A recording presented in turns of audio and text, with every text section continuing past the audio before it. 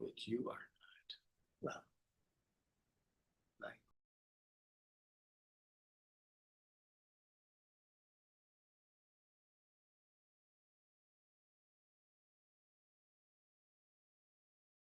Again, before we get started, those attending via Zoom, please keep your microphones on mute as well as your video cams off. Thank you. And please be sure to use the raise your hand feature if you have a question anytime during this session. Thank you.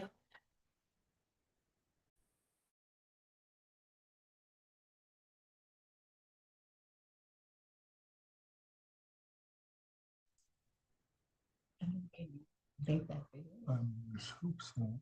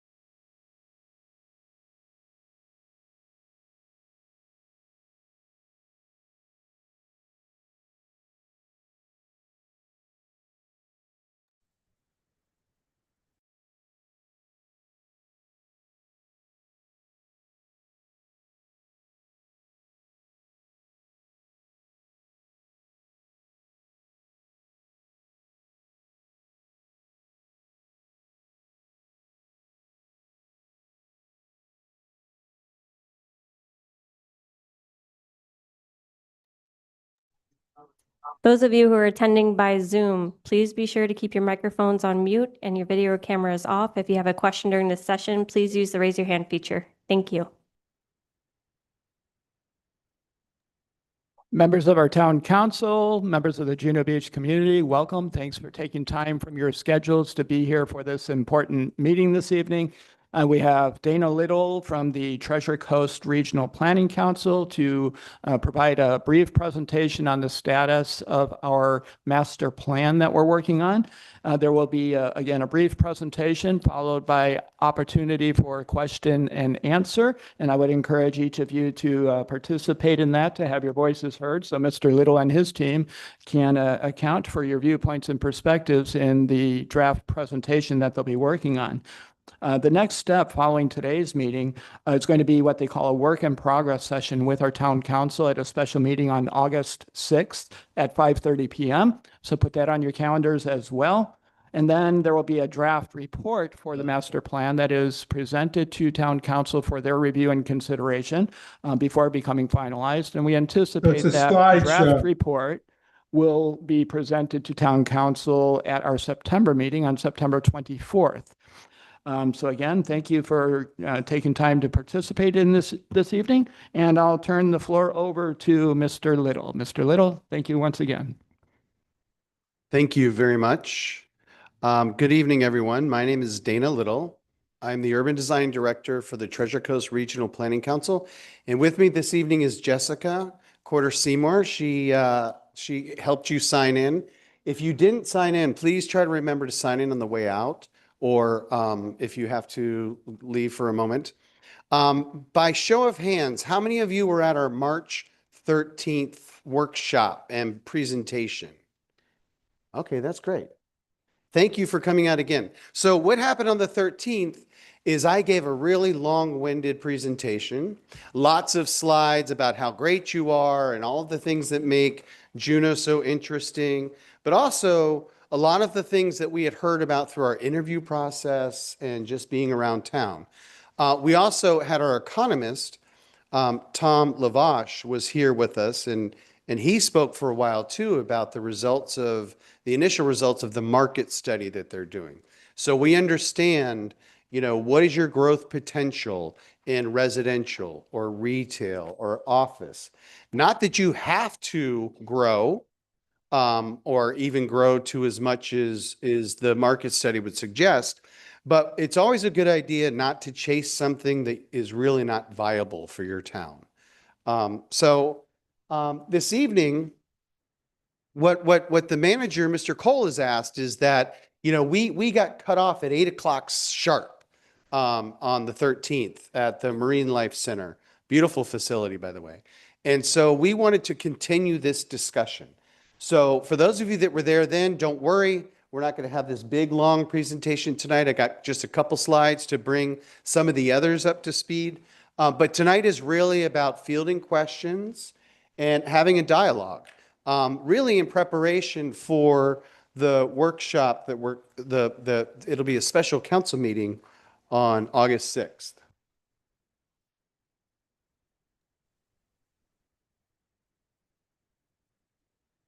Can I go? All right, so I mentioned the Treasure Coast Regional Planning Council briefly. For those of you that don't know, we are a public agency. We're not developers. We're not a private sector firm. Although Jessica and I have spent many years in the private sector in architecture and planning. We are one of 10 regional planning councils across the state. Our region is Palm Beach, Martin, St. Lucie, and Indian River counties. And to sum it up, we do lots of different things, but our role in the studio is we provide technical assistance to local governments that ask for it. So the town, we've actually been in conversations with the town for years about helping to develop a master plan and what that means. And so we really started this effort just at the end of last year. And we started that in the fall, and we began with our interviews and started to develop different issues or understand the issues. And the objectives of this project as laid out in our scope, and I want to be clear about this because I've been getting some emails. I know other people have been getting emails wondering what it is we're doing and all of this. So, oops, let me go back. Number one, our scope is to solicit public input, which we've been doing throughout since the fall. Develop the the real estate market study, like I mentioned, and we have those initial findings. And develop this master plan. Now, what does that mean? The master plan is meant to be a blueprint for how you should potentially grow based upon understanding what the existing zoning is, what the existing comprehensive plan is, what the market conditions are, and more importantly, what your vision is for who you want to be. Because those things don't always align. Oftentimes, folks will realize that, oh my gosh, we think we're a little fishing village, but we're turning into the big city by the highway. How did that happen? And so we try to peel back all those layers and figure out, okay, there's an issue here, there's an issue there. You'll probably see redevelopment here. We keep hearing over and over again, Donald Ross and US 1. That is I shouldn't use the word town center because this is your town center, but your downtown or your village center, whatever we want to call it. How do we advance that further? And part of that is we are in the process now of developing or creating redevelopment concepts for different sites. We heard over and over and over, Place La Mer has been sold. And, there are concerns that might be the next big site to redevelop. We don't know that for sure or not. But would it be a good idea to test that site before you start getting applications, before there are evictions or whatever? Test the site to see what would an appropriate redevelopment look like. Now, this is always a little difficult because we don't want to give the impression that the town or us or anybody is trying to push anybody out. But understanding their existing development rights, we want to test those. And that's what that means, to create concepts. And then once we have some concepts that seem to be reasonable and seem to meet markets, expectations, we will also be making recommendations for how the town can implement some of those things. That might require some code changes to the comprehensive plan. We've got an idea that we're cooking up already about maybe a a village center overlay that could go there. But again, we're not presenting any of that tonight. Tonight is more just a discussion. I do want to clarify something because there's been some confusion about this, understandably. We are not, the Regional Planning Council, as part of this master plan process, addressing the Harmony process. We discussed it many times with Frank and with your manager, and the idea is that we want to keep this separate. You know, the Harmony, its current regulations and methodology is something that the town is considering options on now. And as you probably know, because you're all really smart and pay attention, this new Senate Bill 180 that's come in has put some barriers potentially to what the town can or cannot do. So I just wanted to make it clear that what's happening with Harmony is separate and apart from the master plan effort. Anyhow, I promised that this would be short, so I'm going to hurry up. We began last fall by interviewing your council members, and since then we've had a new manager, Mr. Cole, who participated in our workshop in March. We've conducted, I think it's actually a little over 30 individual interviews of residents, council members, business owners, et cetera. And we're always open. You'll have my information. We're always open to, if you've got a phone, if you want to make a phone call or email or something. We've been doing our data analysis, the market study, the initial findings. We had our workshop on the 13th, not the 16th. I keep doing that. And we also met with the Waterford Homeowners Association in June to give them just this sort of update on what it is we're up to. It was a lovely group. And I think they were very appreciative that we were there to just let them know what this process is all about. Our study area is essentially the whole town, although the primary focus is on the US 1 corridor and redevelopment areas there. Now you'll see the map on the right, and we're continually developing these base maps that we're using to test the different sites, identify where there's a break in the sidewalk network, you know, where a new crosswalk makes sense. One of the things that we discussed in March is the idea of the Sun Trail maybe relocating to the west side of US 1 from Ocean and having a multi-purpose path there all the way along the dunes. And if I zoom into this, there's the intersection of US 1 and Donald Ross coming in. That circle represents a quarter-mile radius, 1,350 feet plus or minus. That's the distance that the average human can walk in 5 minutes. And that's important because it's a sense of scale for us in planning. Because if I've got to walk further than 5 minutes just to go somewhere, studies show that chances are I'm going to hop in my car. So if you can concentrate your town center or something, now if you're walking for recreation, you might go for hours. But, you know, in terms of convenience, if you can concentrate, and interestingly enough, this quarter-mile radius really encompasses those sites that might be candidates for redevelopment going forward.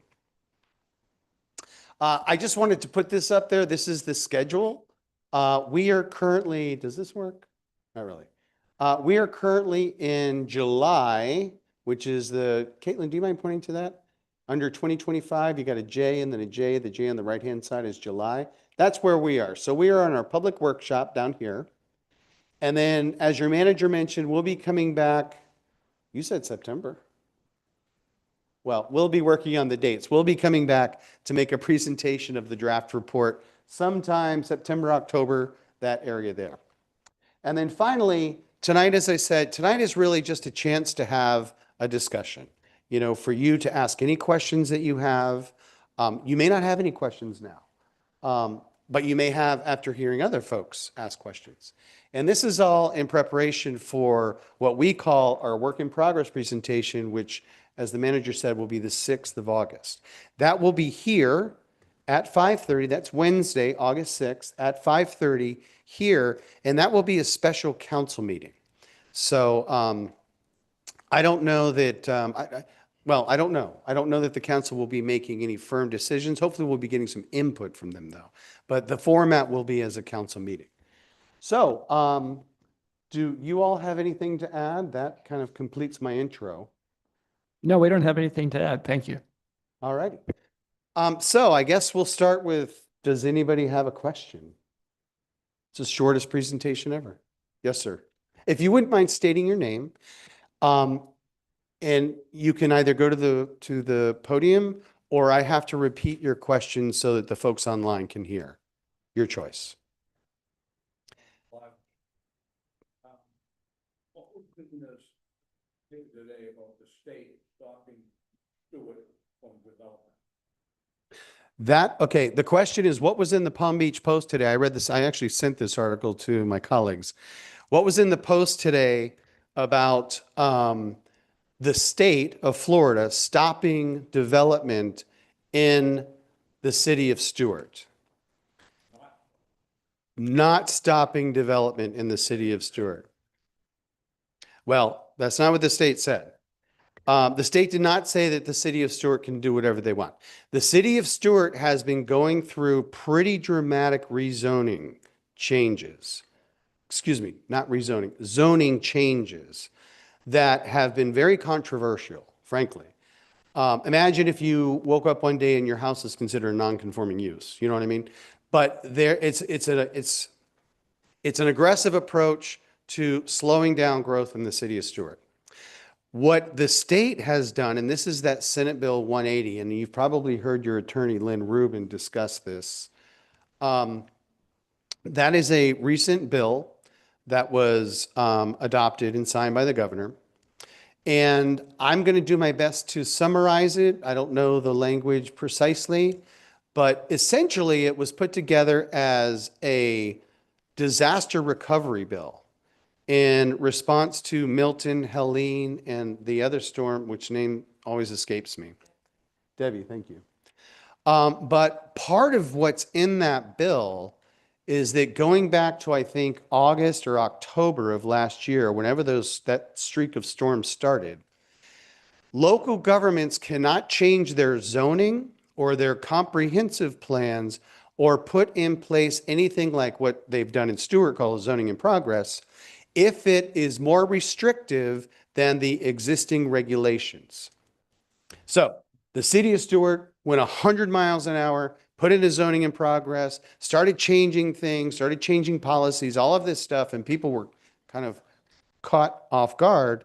Whether or not 180 is in response to Stewart or not, my understanding is that it's in response to something that was happening on the West Coast. But anyway, that's what that is about. Does that clarify it a little bit? Okay. So I'm sorry, just one thing to add to that. How that will apply here, I think, is you might have heard about this in your discussions relative to changes to Harmony or any other changes you might want to make. So it's a brand new bill. Everybody's trying to figure out what it means. Yes, sir. I'm pardon? From whom? You. You were at the workshop. Yep. You obviously have conversations with people inside the government from whom you're taking your marching. Well, if you're asking who we're working for, who I'm getting my direction from, it would be your manager and your staff.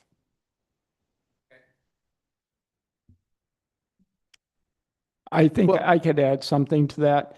The contract that we have with Treasure Coast stipulates what their deliverables are. They've conducted interviews with council members, they've conducted interviews with staff, and they're attempting to engage the public to gather their viewpoints and perspectives before delivering a draft report back to council. So to the question of who is directing their activities, Frank, our planning director, manages that contract, but our expectation and that of our town council is that there's going to be a sufficient level of public engagement to solicit ideas and concerns and feedback to help shape and inform whatever recommendations Dana and his team ultimately advance in that report. So there is no one that is directing a specific outcome, if that's what the suggestion is. Our direction to Dana and his team is to complete the scope of work that's called for in their contract professionally and with the highest level of engagement possible. This most recent series of public engagement events, including the one that was at the Waterford, was directed by staff because we weren't sure that we've heard enough from the Juno Beach community as of yet. So the intent is to provide a well-justified master plan based on, again, Dana's team's professional expertise, the expertise of others that they bring to the conversation, the viewpoints and perspectives that we're able to solicit from the Juno Beach community, and then town council's reviewing consideration of those draft recommendations even before they become final. And through that course, none of this actually gets codified unless and until there would be additional public meetings, including town council having to vote on any amendments to a zoning code that might facilitate whatever vision that's being cultivated through the entire process. So it's I want to be clear, we're trying to be as transparent as possible. Dana and his team have been extremely accommodating in their scope in terms of adjusting their schedule and working with us to try and get more public engagement. And in fact, through our effort to try and do that, a number of entities were contacted. Very few actually took advantage of the opportunity to have Dana and his team come present. But suffice it to say, we believe we're doing a pretty sound job in at least trying to solicit feedback. And I would encourage persons given that opportunity to actually provide it. Because in the final analysis, sniping at Dana and his team for not doing the job right or listening to a certain master or masters is a misplaced opinion on the matter, because we're actually trying to get your opinions and viewpoints. And then when we shape those into final recommendations, we're hopeful that the Juno Beach community will at least recognize where that information has come from and had the opportunity to, at a minimum, have their voice and opinions heard, if not actually reflected in the consensus view that town council approves ultimately. So it's a good question, but I just want to, just kind of diffuse the suggestion that there's anyone directing a particular outcome, because that would be highly inaccurate.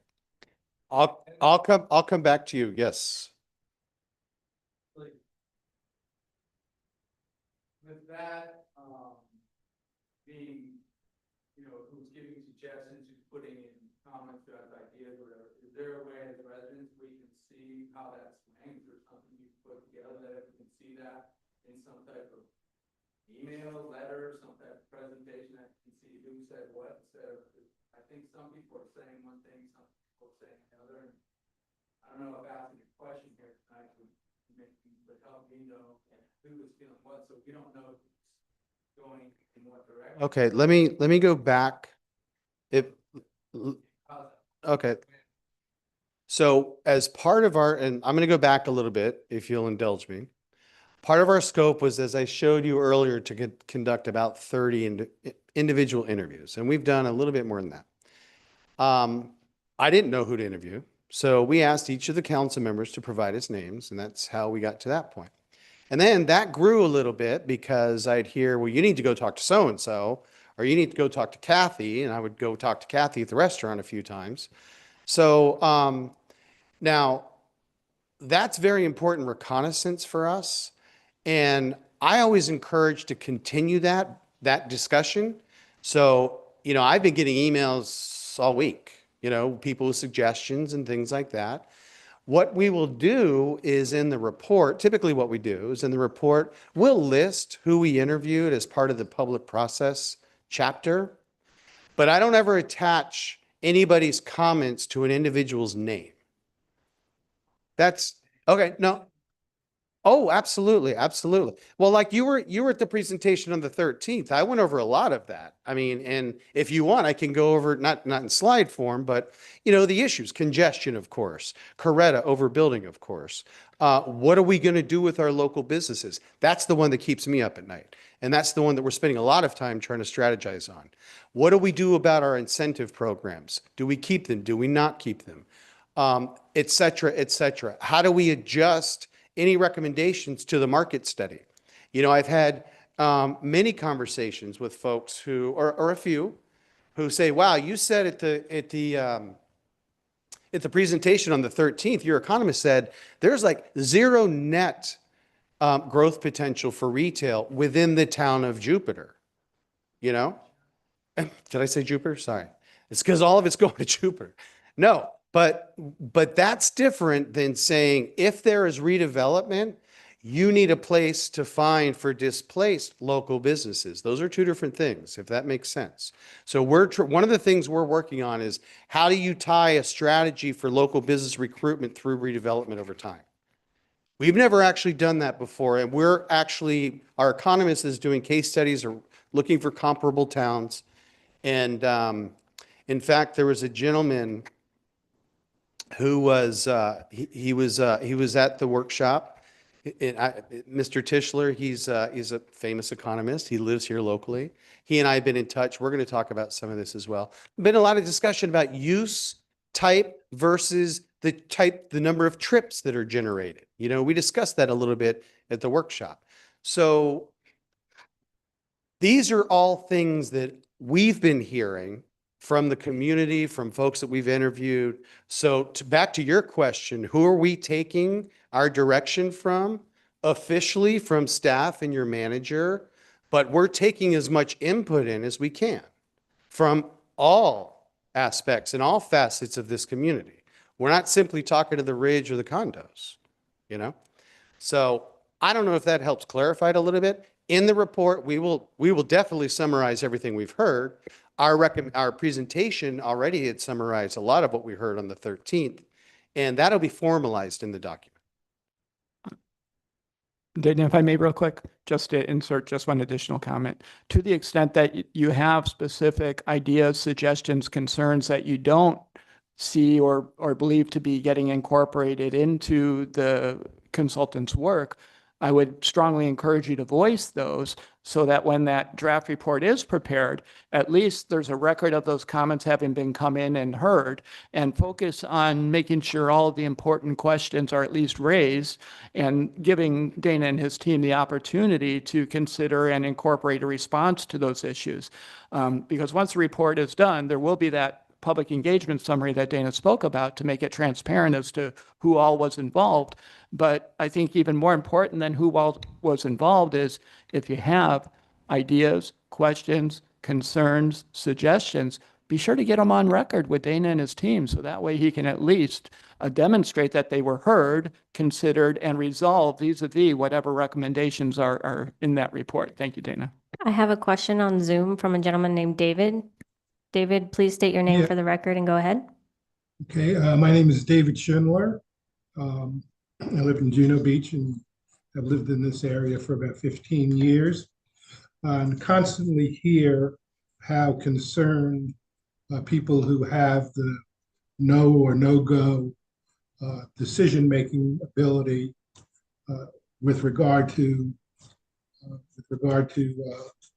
new development. And just recently, we have a large development being started and being finished, really. Is that the Coretta project? And then we have Pulte putting in 40 new townhomes at the intersection of Interstate US 1 and Donald Ross. So this all seems to come down like really like rain and a big shower all at one time in the area, which has changed and is going to change the I think at least in my opinion going to change Juno Beach. Why, if everyone is so concerned about what the public's feeling is about development, why aren't these issues brought to a vote of the citizens, and why are the decisions being made or all of the input? I appreciate you having some input from us tonight, but why aren't the citizens permitted to vote whether up or down, whether we want a 150 apartment building and 40 new townhomes at Donald Ross. I don't know if you realize this, but there are backups. When the bridge gets open, there are backups all the way back to US 1 and up US 1 and down US 1 because of all the traffic that's here.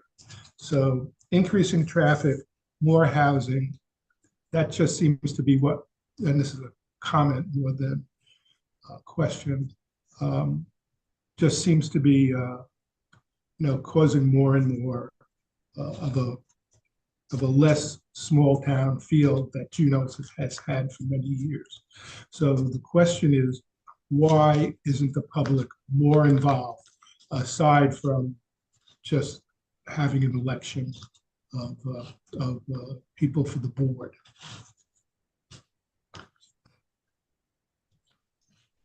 That's my question. Why isn't The the public attorneys up there? more involved?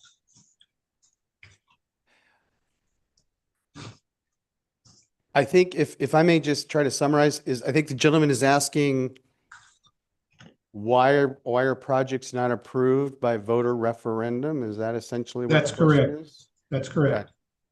Right. So hello, everybody. Frank Davila, Planning and Zoning Director. So I can't answer it that way. But David, both of those projects that you referenced, Coretta and the one at Polte, both of those were held with public meetings where the public was invited to attend and voice your opinion. And ultimately, it was a council decision to approve those Right. projects. At both meetings, there were a number of residents that did voice, their favoritism and just, their dislike for the projects. But there was multiple public meetings, especially for the Polte one, since they did ask for a future land use and a rezoning, and then ultimately for the site plan process. So we had, for that one, I want to say at least 5 public meetings where Coretta, I believe there was no special ask for Coretta. It wasn't a variance of any sort. It was a special exception. So that one simply required one by the Planning and Zoning Board and one by council, but Well, still that's- public meetings were held.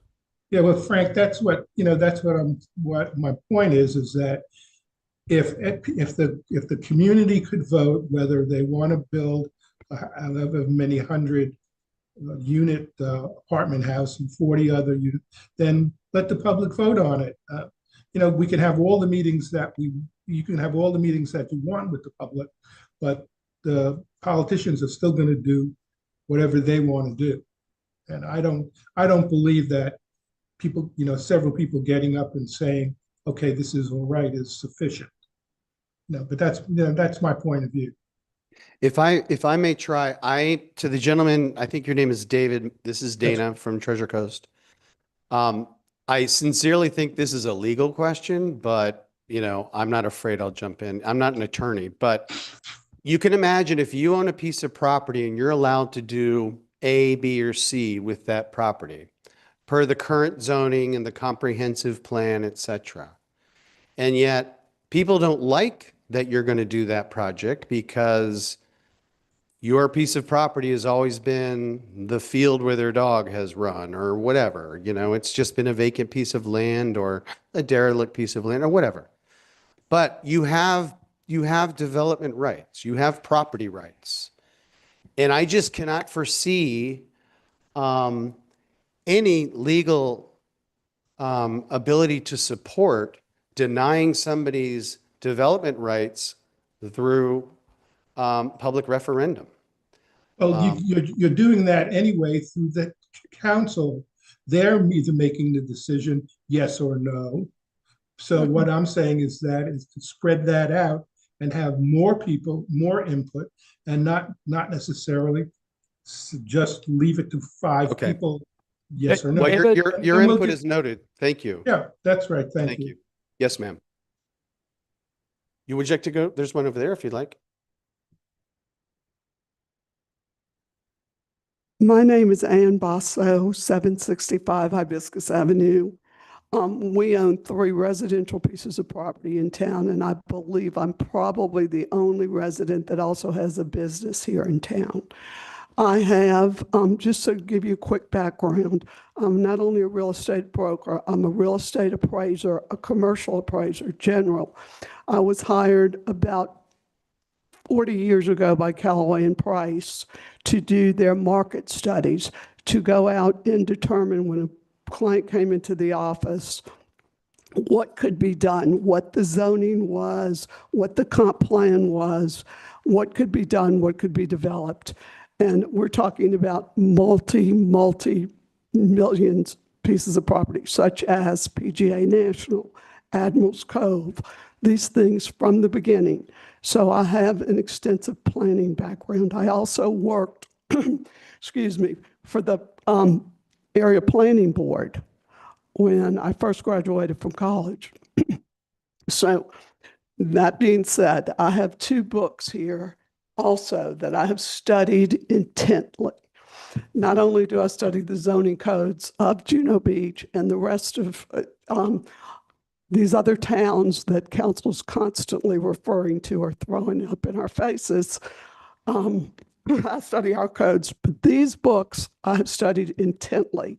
One is the Plan of Palm Beach. This was done in 1930. And there were only 400 copies. I've got one of them. The Garden Club in Palm Beach went to, you're familiar, went to the council and got approval to lay out. It was mostly women who were not architects, who were not educated in planning, zoning, and they laid out street after street. Nothing has been done to this in Juno Beach. No, has never been a landscape plan, a streetscape, anything that adds continuity to this town. We don't have a downtown. We're not going to. Unfortunately, we did have that little Mercury Road behind the pier, but what we do have that no other town has is that lake. And that's our downtown. Everybody meets at the lake. They walk their dogs. They sit on the benches that were donated for their relatives. So, and then this sits at the foot of our lake. It really should be our focus on any development or redevelopment in town. We need to start with the beautification. If you want to raise property values in this town, there is nothing that increases property values more than landscaping and painting. And I've sold real estate for 50 years, and I'm going to tell you, when you appraise something, a house that has charm versus a house next door with weeds in its yard and pickup trucks on blocks will never sell for then the same amount. It can be exact same home. So if I have been preaching this to council for 30 years, I'm very, very active and attend here. I also studied this book, which is the history of Juno Beach. All we hear these days is make Juno Beach, Juno Beach, keep Juno Beach, Juno Beach. You know what this started with? A trailer park. There were trailers, the first residential, there were on the ocean, there were cottages and motels, and then trailers. Look what we have today. Does anybody want to go back to a trailer park? I don't believe so. Instead of fooling with the zoning and changing, we've had zoning in place for about 50 years. It's worked well for the town. To change the zoning is not the answer to a master plan or creating. Oh, another point. US 1, as it sits today, was just another street in New Palm Beach Heights. I don't know what the name of it was originally, but US 1 was Ocean Drive.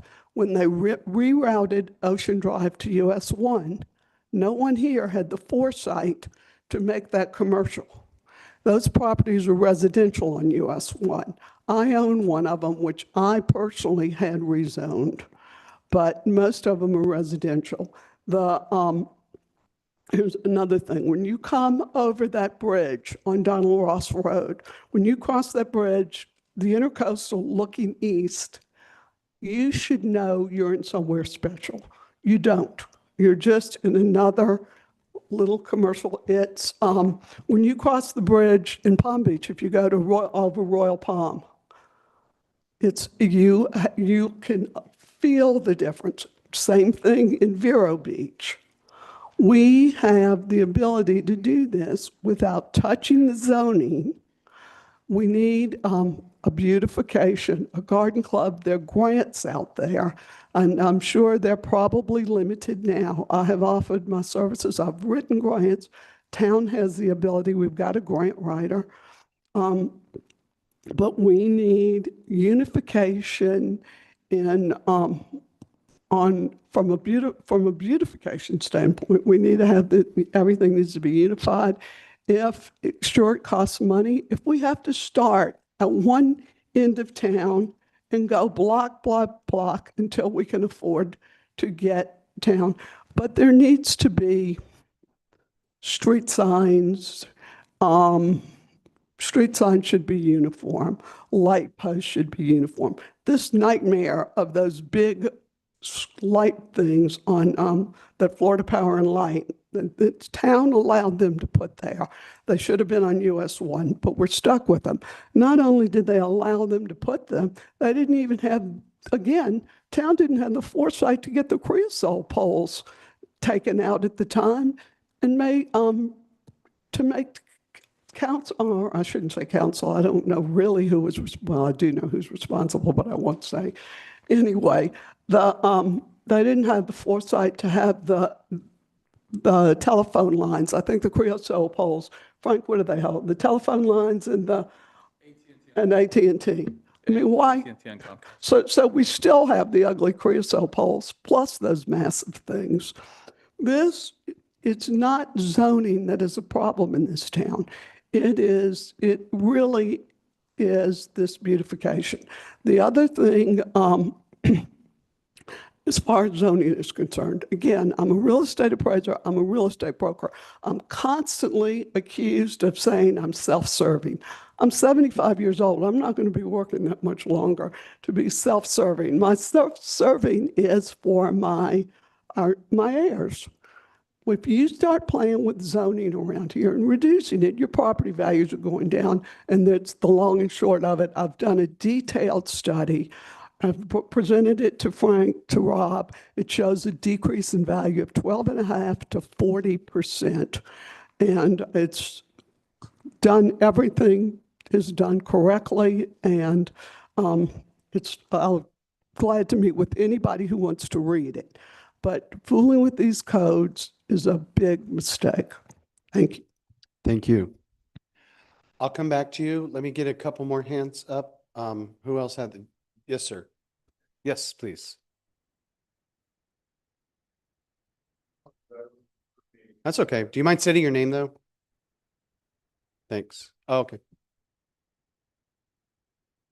Yes.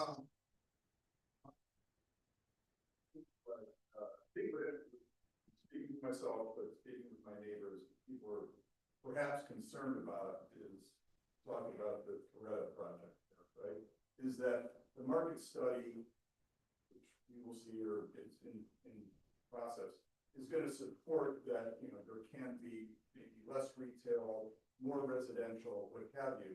And it's going to support, like another Coretta that David called in earlier. I think he had a good point. So the referendum, probably not. But, you know, the property rights and what have you, when people that own land have entitled to develop their land. But I think what a lot of people are concerned about is just that we're going to get like 4 more of those as a result of this, because the market study supports that, right?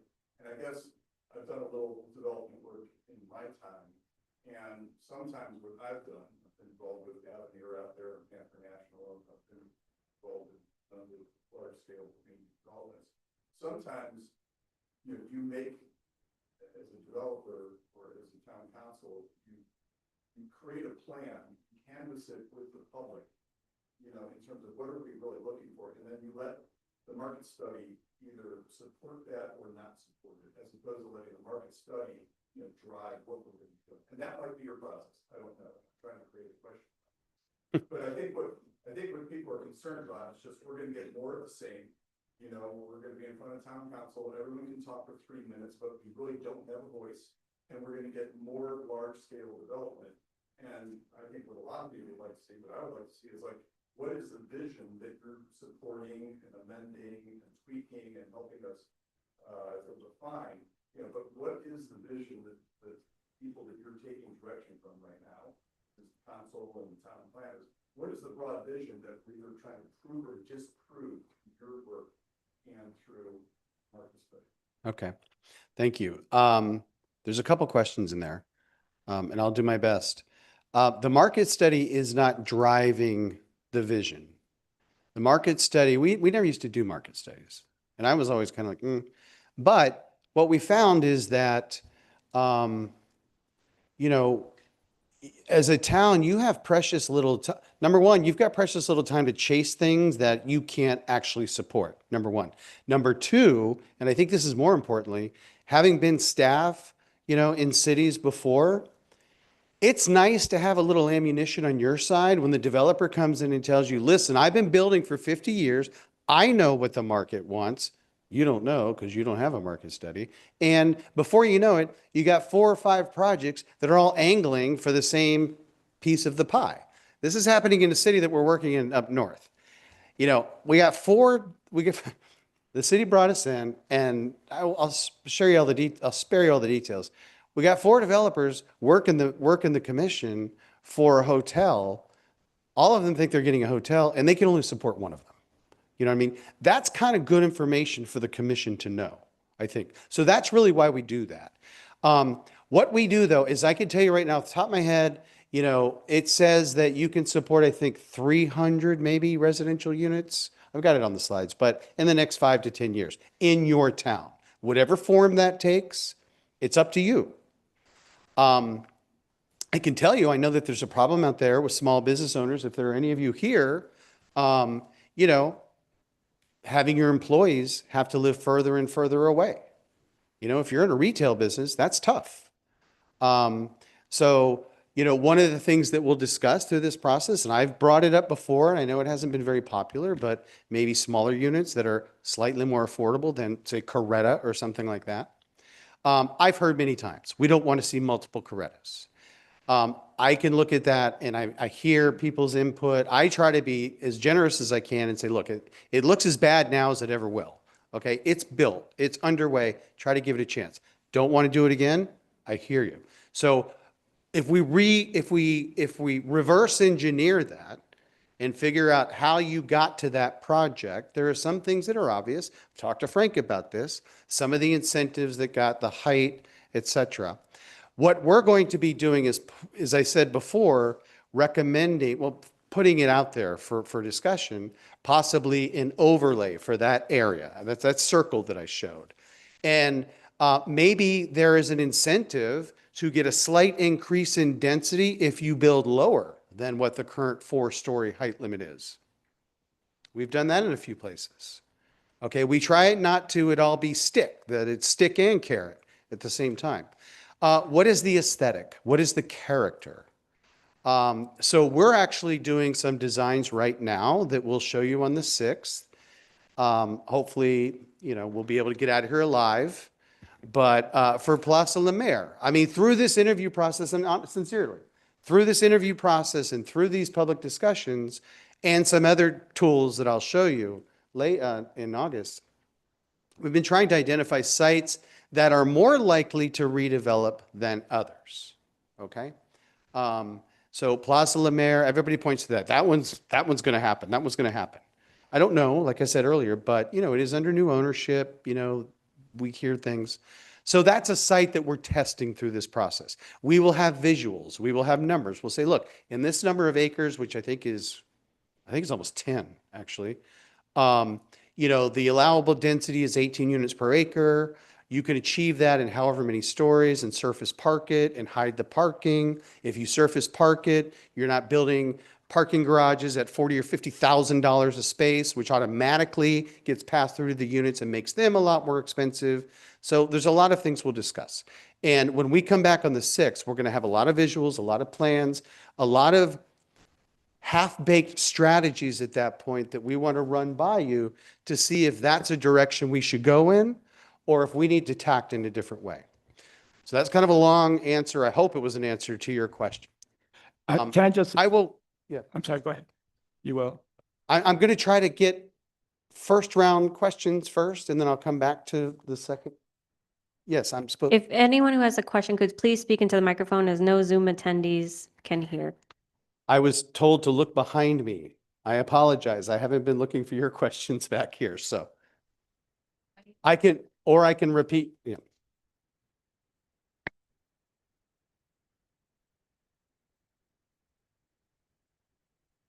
My name is Deborah Cassier. We have properties here in Juno Beach. We've been here since 2005, and we love it.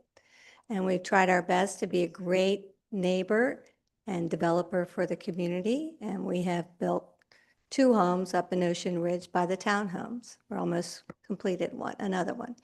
So my question is, yes, we love Maddie's Gelato, and we love the Orchard, and we love everything. But our main home is in Virginia Beach, and I participated in these type of question and answers with the community before in planning, and because we're in commercial real estate. So one of the things they did, and I think it would be great for everybody that could participate, is you have a survey sent out by email. We've done it for the oceanfront Virginia Beach, different areas. We're a much larger community than, we're 450,000 people than here. But it allows people to say, yes, we would love to see this, or we'd like to have more bike riding, and we'd like to have more retail.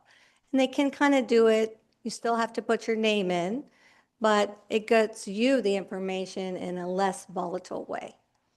Does it make sense? Yes. Do you do that now? Sometimes we do. Mm-hmm. We have different processes. Mm-hmm. We also do week-long planning charrettes where we bring an entire team that lives here for a week. We decided not to do that in the early days of this, but I appreciate that. We discussed possibly doing a survey. Yeah, I think it works really great because we have a big community, people travel, and, we're not here all the time, but I think that would allow everybody who lives here to participate. I really appreciate the idea of it, that you required to put your name on there as well. Oh, yeah, that's Yeah. part of the, Yes, that's no, part of the survey. yes. You have to put your email and your name. Anonymity can be wicked sometimes, so. Absolutely. Thank you. Thank you. Yes, ma'am. I can repeat it if you'd like.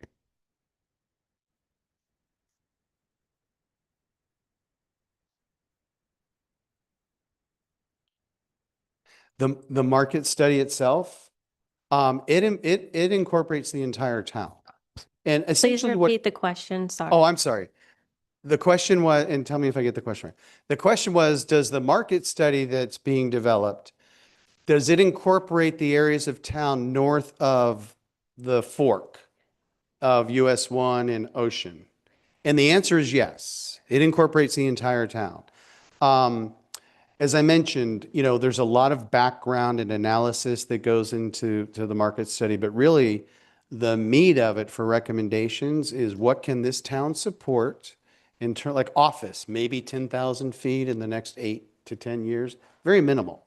You're a small town. And then the case studies that I talked about, but it does incorporate the entire town. It gives projections town-wide. Okay, and you had a question in the back?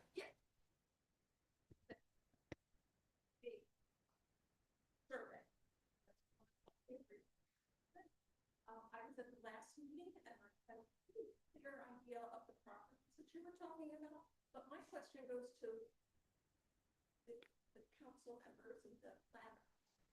The last meeting, you wanted the input from the people there. How do you think that went? How do you think the town members felt about this vision?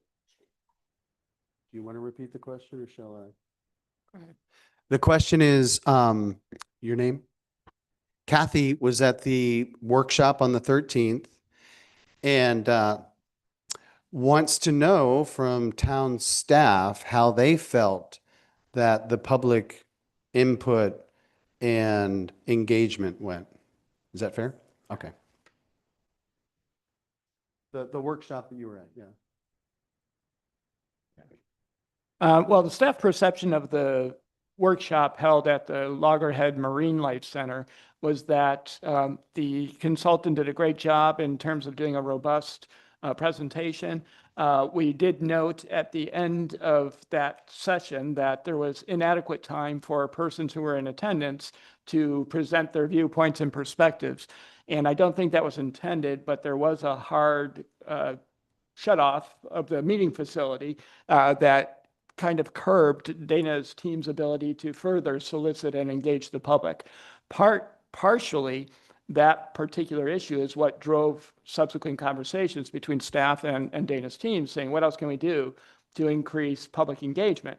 One of them was to reach out to entities across the town and offer to do in-person presentations for them and collect feedback so we can be as robust as possible and make sure that we're hearing as many voices as we could. The Waterford was one such example. This meeting today is another example, and we went so far as to try to make sure that everyone got a direct mailing on this meeting to even further emphasize the need for people to participate in having their voices heard, what their preferences are, what their concerns are, what their ideas are. And so, in short, that wasn't adequate from a public engagement perspective, and we didn't hear enough to get a good pulse on what people were concerned about. If you could please come to the podium. Thank She you. said I did an excellent presentation. All caps. Hi, my name is Kathy Peterson and I live in Ocean Ridge.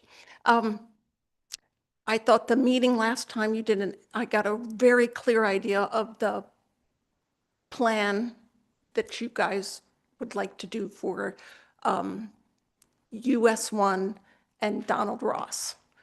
My perception of how people felt was not necessarily a positive perception of the plan that you have.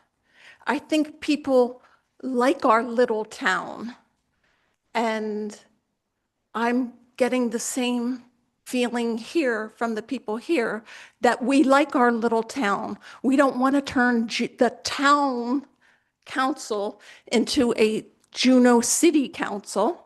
We don't want to turn Donald Ross and US 1 into an intersection. We don't want to turn that into the city center. And you need to listen. You want to hear what we think. People are telling you what we think, and we don't like it. I don't like it. And my perception is, Please, And others I'm going to ask don't if we like- don't applaud, please. Thank and that's all I have to say. Just please listen to what we're saying. Thank you. Thank you very much. And I appreciate that. You'll recall on the 13th, we didn't actually present a plan. We were kind of telling you what we were going to do. You know what I mean? And you won't actually see the plan, the initial stages of it until August. We are listening, but we also have to triangulate between a few things, like I mentioned before. And I hate to keep coming back to this, but people have property rights. And if you cut against that, now I've worked on projects, Delray, Hallandale Beach, other places where the direction was, we want to downzone this area. These people are allowed to do 80 feet in height. We want it to be 24 because that's what the community wants. You can do that, but you're going to get sued. And so long as you're prepared for that, and after many lawsuits and lots of time in court, you may or may not be successful. Of the two I just mentioned, one was and one wasn't. We try to say, look, we're not here. Our objective isn't to just listen to you and then put the city into terminal litigation. We try to figure out, and sometimes we're successful, ways to think creatively. I just mentioned one. I'm allowed to do at Place La Mer, Frank, correct me if I'm wrong, at Place La Mer, it's currently commercial general. If I'm approved with a special exception, I could do mixed use like Coretta. And then I'm required to do 25%, minimum 25% non-residential uses, okay? I'm allowed to, in that case, do 18 units per acre, and I'm allowed to go up to 4 stories in height, is that correct? So the only thing there is that actually by right, you can actually do residential. Residential is a preferred use in the commercial general zoning district. So by right, you can do 75-25. That's right. It becomes special exception if you want to go above the 75%. And right now, the current section of the code reads 80%. Okay, So okay. 5% additional, it becomes a special exception. And also for the height, you're allowed to go, if you're doing a mixed-use project, residential, commercial, you're allowed to go 60 feet no matter what. The special exception is that you can still do 60 feet, but instead of doing 4 stories, now you can do 5 stories, which would of course allow you more units. But you're still limited to 60 feet. 60 feet is it. So I can do 4 stories and 60 feet, or I can do 5 5 stories, stories, skinny little floors. 60 feet 60 if it's residential. If it's commercial, then you're stuck with 3 stories, either 40 or 45 feet, I believe. Okay, Yeah. so just, if you'll indulge me for a minute, we're hearing, we don't like Coretta. We don't want to be a city. We want to be a town. But you just heard the rules. Those are the rules. So we think the way that we approach this is that, okay, we got a problem. We're allowed to go, and also with incentives can get up to, well, no. Well, yeah, so back when Coretta was approved, the incentives were different. It wasn't 80%. Okay. It was 95% residential, 5% commercial. But again, that's what at that time our direction was. And then that did change, and then we changed the code, I believe the year after. So I'm premature probably in even bringing this up, but to the point, and I think this is why we're here. So that you can at least have an understanding of our approach. And if anything, we're giving you some feeling of comfort that we're not being assuaged by one interest or another. Starting with those facts, I think knowing that you prefer more of a village scale than maybe what's being built out there, how do you meet those two worlds? Well, one of the things that we're thinking about, while I dislike, and I've made it clear to anybody who listened to me, I dislike the idea of having a 75-25% percentage because it cuts against the market. You don't have a market for 25% of Coretta or whatever else to be built out there as non-commercial. You don't have it. However, I opened up my mind, tried to, and said, well, what if that's leverage? I'm a developer. I'm coming in. I want to build residential because that's what everybody wants. That's what the market tells me but I got a rule that's now telling me I got to do 25% commercial. Well, I don't have a market for that. I don't want to build dark space that nobody's going to use. Instead of being a problem, that's leverage that the town has to twist this a little bit, do a little jujitsu on the development and figure out a way, what is it that we really do want? And so that's what we're going to hopefully come back and present to you some of these strategies. We don't like 60 feet in height. We'd rather have 2 to 4 stories. What if you were able to get a slightly bigger amount of density if you agreed to do lower floors? Because when I look at a building, I can tell you it's 2 stories. I can't tell you it's 10 units per acre. I have no idea. Because you could do 15 units or 30 units per acre in a building and it would have the same form. Depends on the size of the units. Am I right? Sort of. Anyway, I'll get off my soapbox, but I wanted to let you know that we are approaching this in strategic ways and that the plan isn't in place yet. And we are listening. We're trying to figure out a strategy though. Thank you. I'm sorry, ma'am. Let me just get to this gentleman and I'll come back to you and then we'll circle back. Okay. Yes, sir. Sunset Way. I've been here a while and I remember we had a kind of a master plan comprehensive that they were working on years ago. I think Dan Corbett was here and Jim Lyons is not here. I don't know if you came across that or maybe Frank knows about that because I remember looking at little buildings and how they wanted it to look out on US 1. My second question is, a lady had started a petition about getting crosswalks. And she said to me, this was years ago, they turned it down. They didn't want the big, blinking lights. But she said that the state had recommended 3 crosswalks along here. Now, I don't know if that's just something she said, or maybe the state did recommend that, or can you find out that information maybe for us? We'll look into that for sure. And Frank will be able to help me out with that. We're also working with the TPA, which is the Transportation Planning Agency, and they've got, some, you may have heard complete street concepts for US 1. I mentioned the multipurpose path. Okay, back to you. Yes, sir.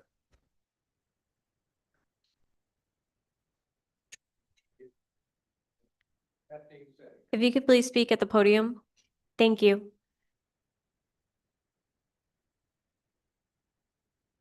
Michael Karp from Sunset Way. For the record, my prior question was about process, not innuendo or implication.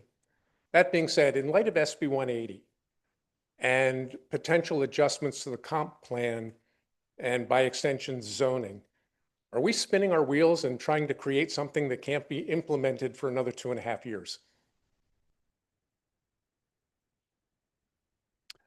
By creating something, are you referring to the plan and the recommendations? Modifying the plan and by extension, possibly modifying zoning. Senate Bill 180 does not prohibit a local government from modifying their comprehensive plan or their land development regulations. To the extent that there are any restrictions that are created as a result of this. I can only speak to the work that we're doing relative to the master planning process. And we are looking at ways to make it not be a waste of time. For instance, zoning overlays work differently in different places. Sometimes they're required because a local government doesn't want to go through the headache of rezoning property. That gets weird because overlay sounds like it's an option. Some overlays are truly options. And if I'm a developer or an investor, if the option, while maybe more restrictive in some ways, looks a lot more enticing to me than what the base zoning is, but it's an option, that's not restrictive zoning. So we think that that might be a way to approach Senate Bill 180. Of course, I haven't had a chance to run some of these radical ideas by your council yet, but yes, sir, please. Thank you. Yes, yes.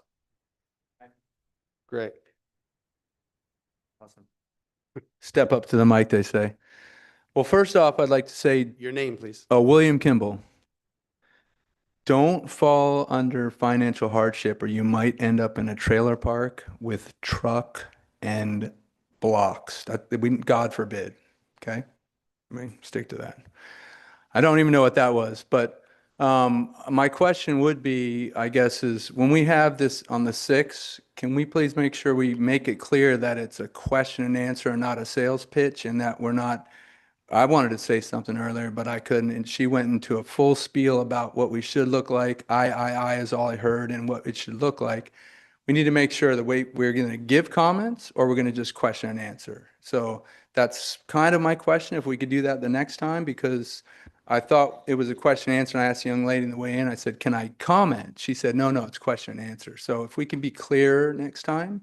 So I think I'm asking the question that probably most of us in here are probably wanting to ask is, can we make sure that the next meeting, we have like a certain way we're going to do things? Because for us to sit here and have you go on for days with books of reading, I don't know I didn't hear one question in there. So that's just my suggestion and also my question. Can we do that? Well, make it clear how we're going to address that? Like, are we going to question and answer, or are we going to have comment? If I may, Dana, the next meeting is a special meeting of the town council, so it's going to be subject to town council's rules and procedures at that point. is for today's meeting. I'm not sure why people were told they couldn't make a comment, but certainly if you want to make a comment, you have the microphone, you're welcome to make one. And I would encourage anyone else who has a comment rather than a question to take time to go ahead and do that. We still have time this evening. And since we have this forum available, by all means, make a comment, because this is about us collecting your feedback of your ideas, thoughts, concerns, all that kind of thing. So if it's not in a question format, it does not preclude one from presenting it. Okay, the reason I stated that was I was told it was question and answer. That's why there was no thing. I said, was there a comment card? They said, no, there's not a comment. No, there's not a comment card. And I hear what you're saying. And just to clarify it, this is, we want to hear comments. We want to hear questions. I think maybe if we could all be respectful of each other's time, it's not pointed at you, but I'm just saying we intentionally didn't have the 3-minute buzzer here because people felt they got rushed out at 8 o'clock at Marine Life. We didn't want to do that again. So if you have a comment that is important to you and is important to the process, absolutely. If you've got a question, absolutely. Now, if you want to talk about, your beef with Palm Beach County or something, that's. I have no beef with Palm Beach County. I've lived I can say I was born and raised in Juno Beach, so this is really my home, literally. And I'm probably one of the rare ones in the room. I don't think there's any other one in here. Maybe, is there? But it doesn't give me any rights. See, that's the problem. I am not here. We are here. And we need to understand that, because if I sat up here and went I all the time, that means nothing, because we are a community. We live here and we have to live together. My point is, I guess my view is, in 1925, Boca Raton became Boca Raton. 1953, Juno Beach became Juno Beach. So we've got a gap in time frame, and we're talking 30 years ago of what the master plan was for Palm Beach and coming in. So as we see now, obviously what is done now will echo in 20, 30, 40 years from now. So you can't go back to Boca now and go, wow, man, if we could in 1925 just not let Meisner sell, and we're going to have this awesome luxury place that's going to take over and be so everything we want. We don't want you guys in your trailer park with your trucks on blocks. That's horrible. So William, is this a comment or a question? It's a comment. My comment is this. We should really pay attention to what we do, no matter what financial level you're on, no matter what state you are in life, because that doesn't measure anything. We need to really look at, this is a town. It's a tiny little town. It wasn't meant to be overbuilt. It was meant to be lived in, and quality of life has to outdo quantity. That's my suggestion. So please pay attention to that as you talk to one another, as you talk council members. My other suggestion is, I don't know why council members weren't allowed to speak tonight. That was strange to me. And just make sure that, Dana, you're awesome. I sat with you. I give you all the props in the world. You're kind, awesome, and you see things. You heard, you listen, and you listen to everybody, and everyone else does too. But just let everyone really have that time and give it into there. And everyone here, go in there, talk to your council members, call Dana, whoever you have to. Those are my suggestions. My suggestion is, as someone who grew up here, who would ride my bike down here to the pier, and I watched it go down in 1984. I was surfing. I watched it go down. This place was so cool. I can't explain to you. I could ride my dirt bike from Donald Ross all the way to Indiantown Road in those woods. And it was just amazing. I saw a Florida panther in those woods. You will not see that ever again, because we're mowing it all down and we're killing it. But coming into this way, that's beautiful. Beautification is not landscape. It's not fake plants that need to be pesticides and fertilized. So pay attention to that, and pay attention to quality of life, because each one of us in here are dying every second of the day. So get busy living, because you either get busy living, like Shawshank Redemption said, or get busy dying. And pay attention to it here and do it. That's what I suggest, because everyone can say, oh, my bank account's going to be anything, but there's no U-Haul following you to the grave. That's all I got to say. Those are my suggestions. Thank you, William. Please, no, I asked, I'm sorry. I don't mean to be draconian about it, but applause just, it builds upon itself. So thank you. Yes, sir.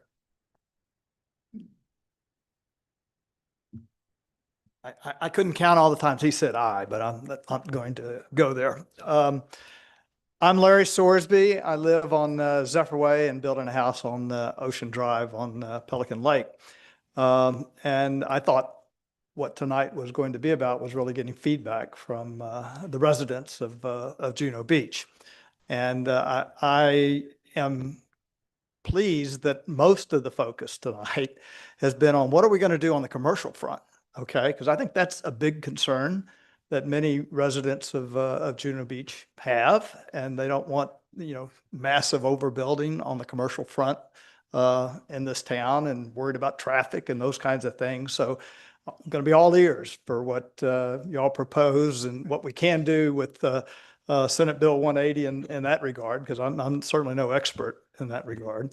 But what I also have heard about beautification, I think if you just talk to normal residents walking around, they all say, we would like to make our quaint town even more beautiful than it is today, and standardized street signs, more sidewalks, more crosswalks that are safe, somehow make Pelican Lake, which is also already a very, very special place, even more special with landscaping and other things, and make, when you drive into Juno Beach, you're here, okay? That if there's an image of Juno Beach, let's create that image and enhance that image so that, the town deserves an even enhanced reputation. But what I also hear is about the single-family detached owners in town. And I'm not going to go into all the detail, but there are many, and we had a petition of 170 plus residents that said, don't take my property rights away. Let's not limit what people can do on single family homes and take their rights away. That's not an additional car that's coming into town. That's people that want to live here. And that's not some massive developer coming in here and knocking down a bunch of single family homes. That's not going to happen in Juno Beach. These are people that want to live in this quaint, beautiful beach town. And the focus of our town council needs to be on beautifying our existing town and making it even safer than it is today. Thank you. Thank you very much. And I will just reiterate, and Frank, please correct me if I'm wrong. But, the concerns that have been voiced regarding however that is being, I don't know the details, but the concern you have about single family houses and property rights, and I guess it's setbacks and things like that, that's all part of the harmony and code discussion, correct? Okay, and that's not, I appreciate your comments. I'm not criticizing that you made those, because we've heard a lot. But I just want to emphasize again that the work that we're doing for the master plan, we won't be addressing those particular issues. Now, that being said, you both made the comment about landscaping, and I love, as manicured as it is, Royal Point Santa Way is one of the most incredible streets in the United States. Our team walked for hours on US 1, Donald Ross. We even trespassed into Coretta for a few minutes. And all we could think of is, would it kill you to put a shade tree out here, So that's one of the things we're going to be looking at. Now, the DOT gets into very specific requirements about setbacks and whether it's a frangible planting or not. And, so we're going to be looking at that. But I mean, landscaping is so important in South Florida, and not Queen Palms. You know what I mean? Somebody else had a question. Let me see if I can I'm trying to get first rounders. Anybody over here? I didn't forget you. Yes, sir. Yes, ma'am. Yes, ma'am, please. I can repeat your question or you can ask it yourself. Thank you.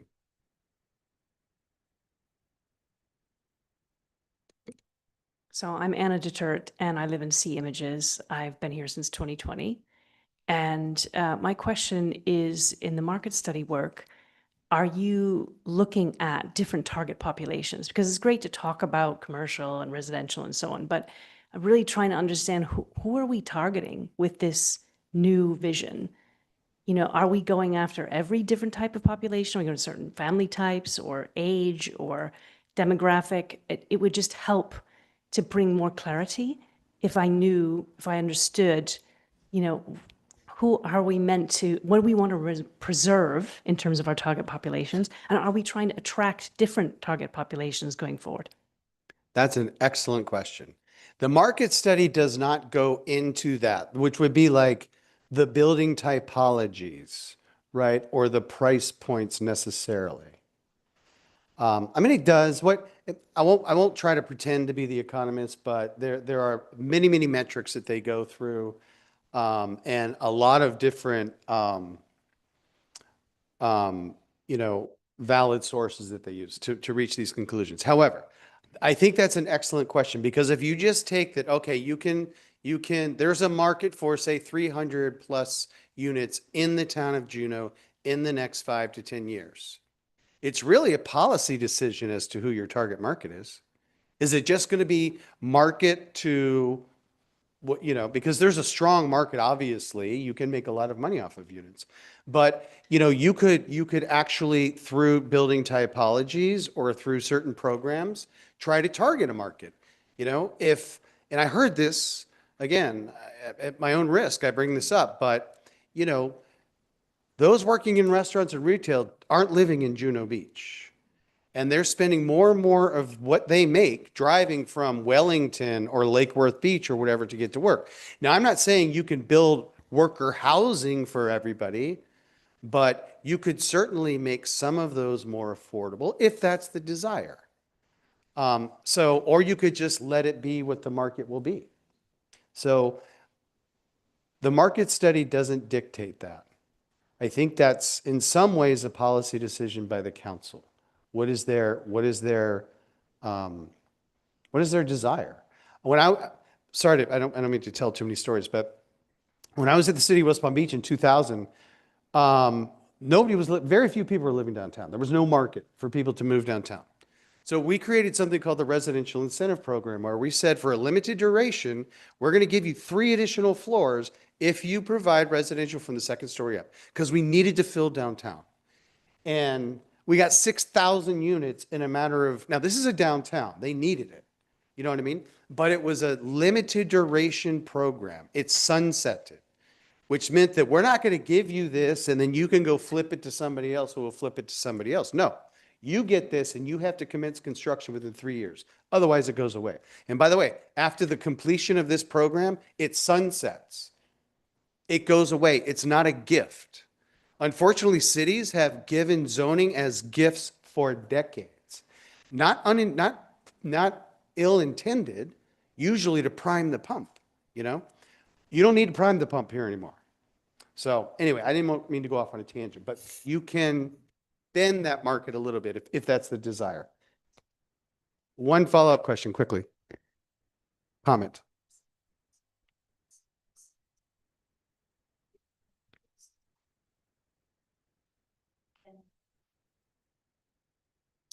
The comment about the comment is that perhaps the reason there's some dissonance regarding Coretta is because it is a very high-end market. I'm sure that might be part of it, but Dana, if I may, I just want to give a brief reminder to those who are on Zoom. If you have a question or comment, if you could please use the raise your hand feature. Thank did you. you have another comment? May she go? Okay. Do you mind going to the microphone? Okay, you need to speak into the microphone, please. Lyra Circle. It was developed by 4 people. Can you start over again? We couldn't hear you. My name's Ken Abbott, I live in Lyra Circle. And I came here in 1991, found a house. I was living in Westwood Gardens over, Renton. But anyhow, the Lyra Circle was developed by 4 people, Lithuanians. Albina she owned a piece of property on the beach and everything. There's no school in this town. My kids have to go to North Palm. Is there anything on your plan for if the zoning or not the zoning, the building of a private school? Is that a different situation versus a commercial piece of property? Yes, we're not contemplating recommending any schools. All right, so that goes back to the next question of what she just said about what is the makeup of this town? How many kids, how many young families move into this town? Are young families moving into this town, or is it a senior citizen town? So is that part of your process of looking at the situation here? Well, the market study does go into what the demographic strata are, like, you know, the age groups and that type of thing. I don't know offhand, maybe Frank might know if the age is trending up, down, flatlining, it's trending up. Paying up. All right. It- But on my street alone, there's been 3 families moved in, or 4 families with all children. So I don't know if that's a factor of, you know, demographics or what's going on. A lot of, like the fellow just left, he grew up in this town. So I'm sorry, go ahead. Go ahead, go ahead. No, I was going to ask, is your fundamental question, are we getting at school? My question is, when I first moved to this town, I had my son, I can't get across Ocean Drive here. There's no sidewalk. I mean, there's no crosswalk. There used to be a crosswalk back where the old police station was, and there's a crosswalk way down here. And I asked an officer, I says, if I'm crossing that street with not in a crosswalk and I get hit by a car, sometimes you don't have anything like to stand on because you're jaywalking. So I've been asking for this town for a long time to put aside, their question is, being a state road, you can't have a crosswalk if you don't have sidewalks on both sides of the street. Is that a consideration on the planning of changing, like you said, the trees? You're gonna be walking on both sides of the street, so you can cross the street to get to the beach, to get to the access ramps. We're doing an analysis of where sidewalks exist and where there are the gap in the sidewalks, understanding, and we went through this in Key Biscayne once, where they were retrofitting sidewalks. Right. And everybody thinks that they own the property out to the edge No, of the you don't. street. Right. It can become very complicated. I'm just telling you. I'm experiencing that right now. Yeah, so we are going to be looking for where those gaps are and where crosswalks make sense. Right. There's a setback swale, and I've had construction for almost 3 years, a house across the street on Route 1. Doesn't belong in the neighborhood, but it's there. I have nothing to say about it. I've had contractors parking all over my swale. I'm taking care of the swale, but it's the city's swale. So I really can't say to the contractor, you gotta get off that swale. Yeah. So these are issues that the town is facing with the development of the way things are going in this town. Like the last meeting I made a statement, the town's facing 2 problems here. It's called progress. You're gonna have progress with control, or you can have progress with chaos. So you gotta find out which way you wanna live. Well, hopefully, And if your point of view is you're gonna try to control that chaos. we're hoping to, Right. within our ability. Okay. I mean, we are going to be making recommendations, hopefully that will help control some things or direct them, provide, not control as much, maybe as provide predictability, you know, some consistency, Right. some, you know, some. Where there's a camaraderie where before someone built the house beside you, they asked their neighbors up north, I'm gonna build a house. Do you like my ideas or plans? You all right? You all right? You're a butter by here. You know, these things where you come from New England, where the house has been there forever and things don't change. Down here, everything is Florida, boom, boom, boom, boom, boom, as you know. You know, the swamp keeps getting filled in and we keep moving north. Thank you for your comments. I Dana, appreciate it. an update on that. Per the request of council, our Public Works Director is actually going to be presenting at the August Town Council meeting, which is the 26th, an update on crosswalks and sidewalks. And he should be coordinating with Dana on that topic since they're already doing a lot of work as Okay. well. Yes. So it is coming up. We'll get to, Frank and I'll get together and we'll get in lockstep on that. I'm sorry. Yes, you had a question back here, sir. I will repeat your question for you. Okay. I'll keep that off the record.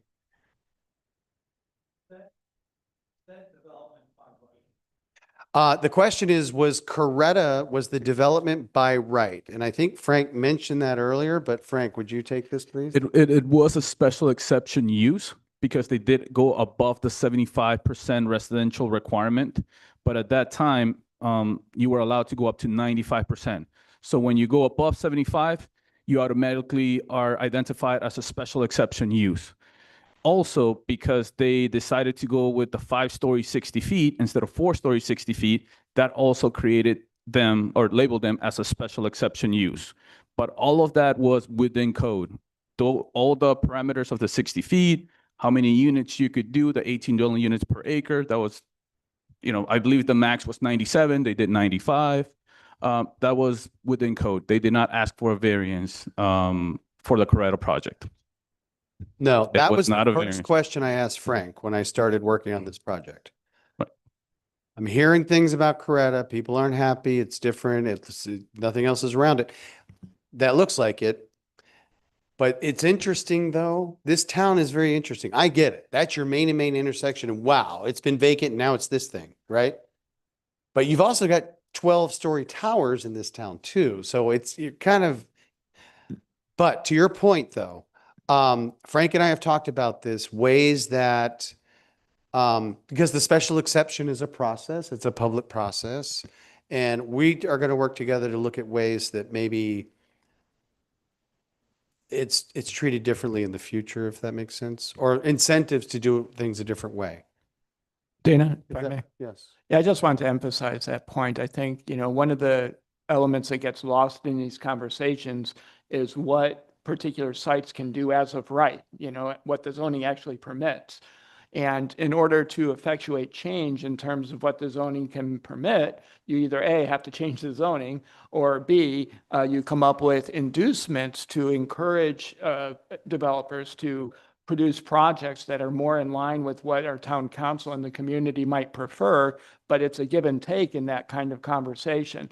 So it's not quite as easy as we just don't want what's there, because there are a lot of moving parts. There's potential litigation in some cases. There are development rights in commercial and on residential.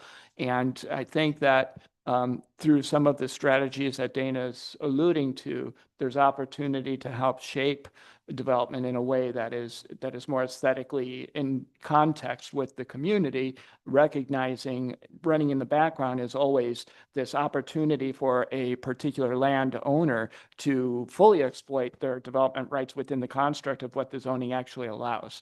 And that's a real challenge, in terms of navigating the future. But Dana's team is going to provide some, I believe, productive strategies that hopefully we can get employed productively on a moving forward basis. Let me try to give you a simple example of what I think the manager just said, which is I can own a piece of property that's zoned 18 units per acre, and that's quote unquote my development right. That doesn't mean I can build it.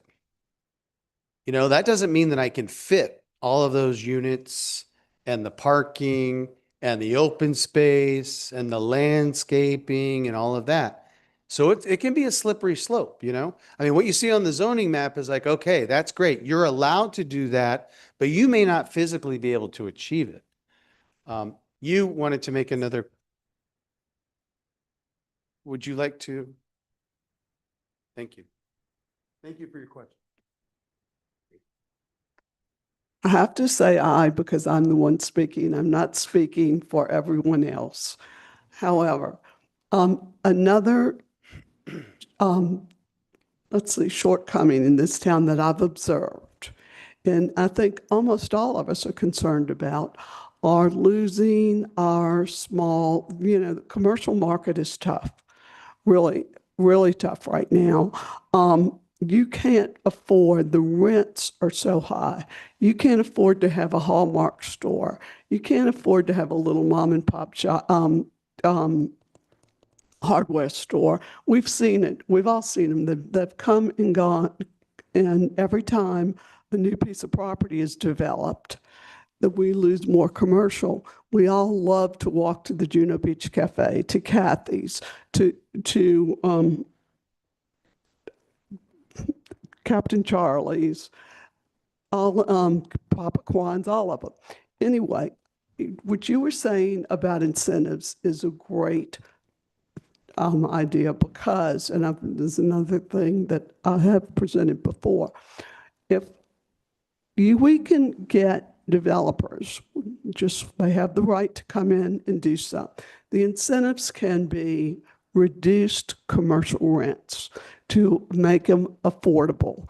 In other words, instead of somebody paying $50 or $60 a square foot, you give the commercial developer, say, we're going to give you the first floor of, it must be, and it should be local commercial, not a big box store, not another Best Buy, but a local commercial use, a beauty parlor, a hairdresser, a nail salon, a dry cleaner. We don't have a dry cleaner in town anymore. So incentivizing that will create a more unified and a feeling of the town. And having, even though we won't have a town center, we will have, because if it keeps going the way it is, we're going to have to cross that bridge every time we want any service. Anyway, it's just another means of, or something to look at. And it has have any of y'all been down Ocean Drive in Palm Beach Garden? I mean, on Singer Island? And how good it looks. They have those light posts, and they've got, okay, downtown US 1 in Riviera Beach looks better than our US 1. So there's a lot to be done that can be improved. Yeah, Thank you. I'm smiling at you because you just stole our thunder. That was like going to be the big reveal on the 6th, you know. The idea, and again, this is something we haven't done before, and I know I mentioned it earlier, but if we can, forgive me for getting wonky here for a second. You've got a 25% total square footage commercial area that's required. Me, the developer, I don't want to build it. I'm going to try to figure out a way to whittle that down to 0 if I can, or close to 0. However, if there's a program in place that says, we'll let you whittle it down in increments, provided that you provide, you know, some sort of that lease assistance, you know, some sort of rental assistance for local businesses. Now, this gets really dicey. How do you determine which businesses, you know, there would have to be some sort of bulletproof, you know, legally sufficient way to do this. That's part of the research that we're doing in other places.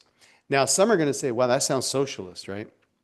I would say no, because I've heard over and over and over and again, we're terrified we're going to lose Papa Kwan's, or that we're going to lose, you know, the Loggerhead Gym, you know, or that we're going to lose Kathy's or the Juno Beach Cafe. Because when Plaza La Mer gets redeveloped, where are they going to go? The biggest thing is, yeah, you can put a program in place, but like I think I said earlier, I can't sit as a business owner and idle for 2 years waiting for my new space to show up, even if it is rent controlled. So where do those first wave of businesses go? And not everybody's going to stay. You get that, right? I just don't see how there will be space for all of those tenants in Plaza La Mer to remain this side of the bridge. I hope I'm wrong. Thank you for your comments, though. Any other questions? Yes, sir. That whole development there was like the property by the fire station. I think it's owned by Ferrera. That's correct. The question is there any plans for the property, redevelopment plans for the property where Kathy's is and Captain Charlie's, thank you. Yeah. And it's owned by the Ferreras. Is that correct? Yeah. I've heard a lot about that. I've met with Kathy a couple times. We're developing some concepts for that, but I don't think there are any hard plans yet, are there? Right before we did the moratorium, you know, because we're working on the master Yeah. plan, we did get either from Mr. Ferrera or his attorney asking, hey, when is this over? We want to show something to the town. Now, so we're looking at something maybe in the next 7-8 months, more than likely.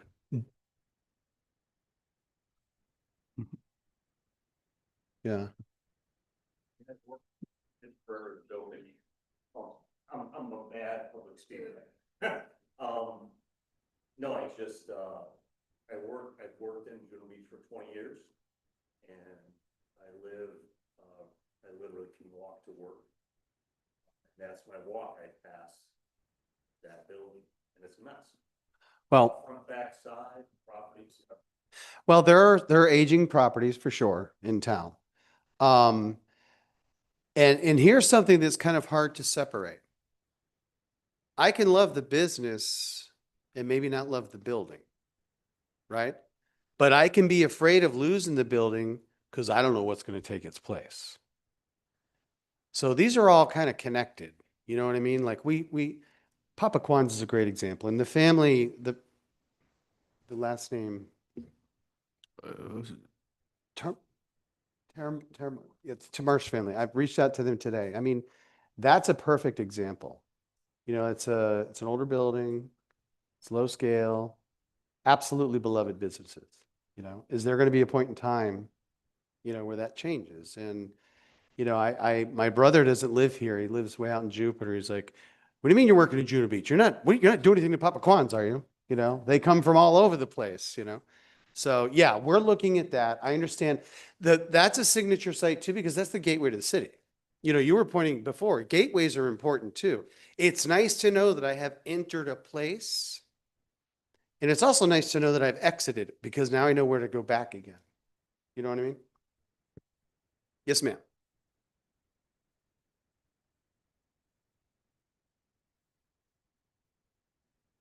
My name's Valerie Marino, and I'm a native Floridian. I've lived in Juno Isles area, Juno Beach area for 37 years. I'd just like to know if anyone in the room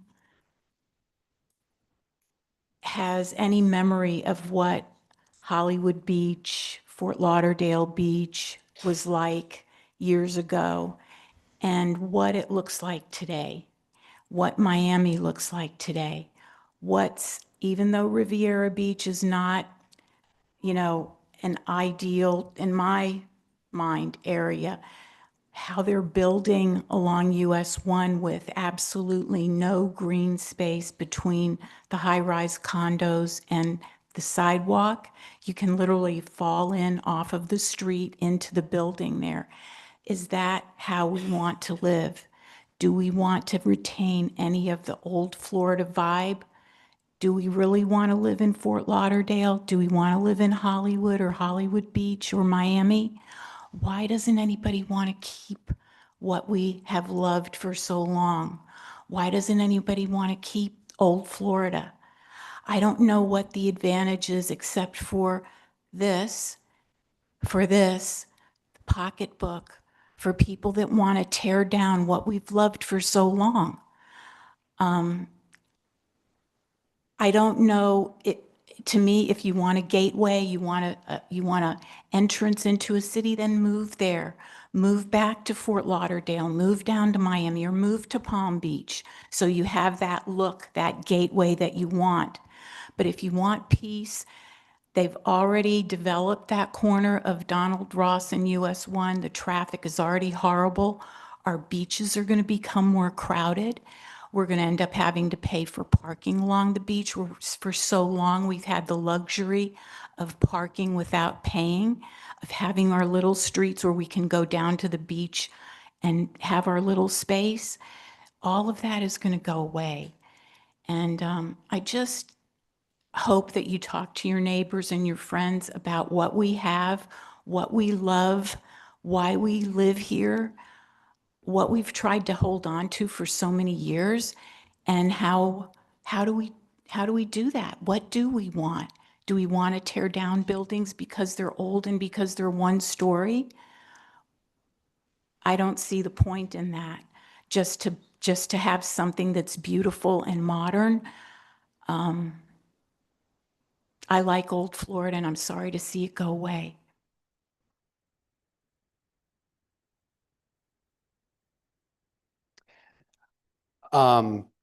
Thank you. If you want to make a comment, please come to the podium. Yes, ma'am. Thank you for your comments.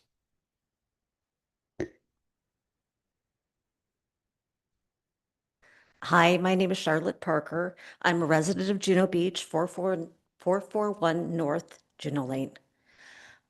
I know that we're very concerned about the commercial aspects, which I really think is very important. But we're also missing another thing. We have a lot of development on the beach, several buildings that are getting old, some are very small, that could be taken over by.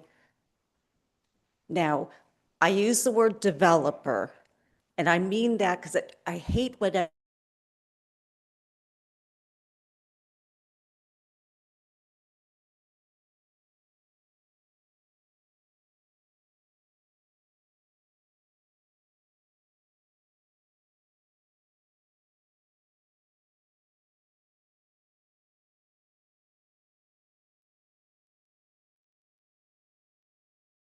What happened to the sound?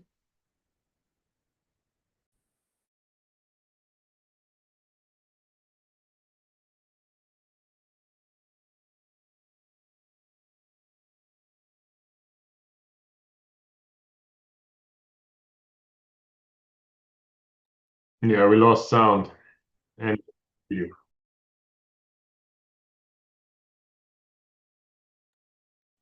We may have just used up all the time. Maybe they only had an hour and a half. Some amount of time for the meeting, and the meeting's no longer sent out.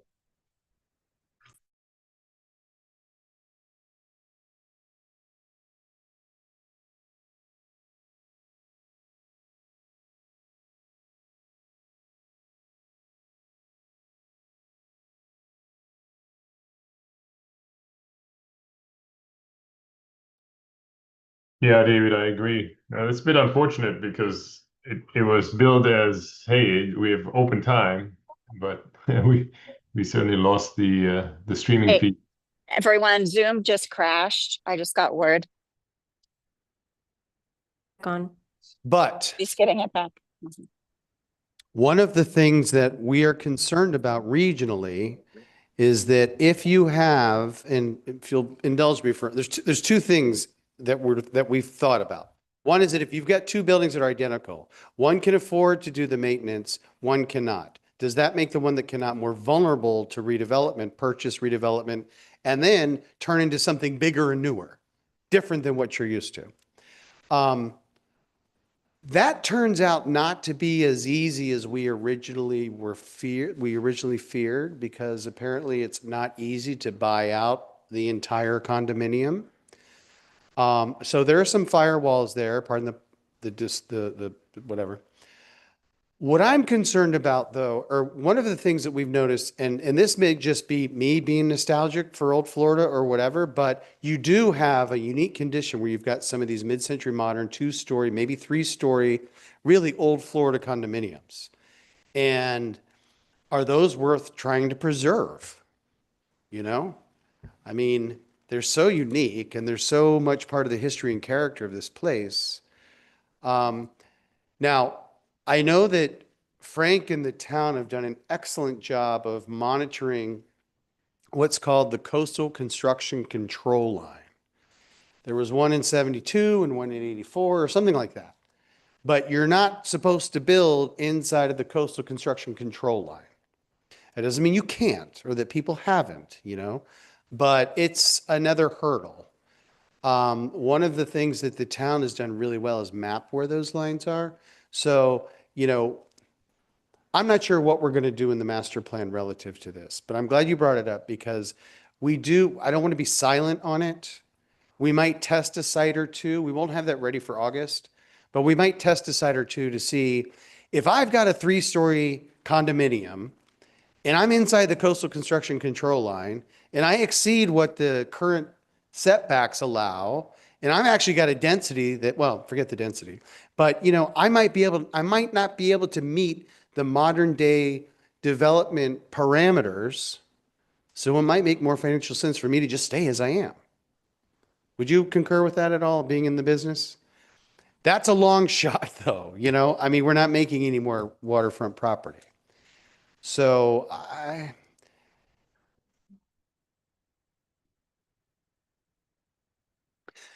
the comment is it's more of the smaller communities.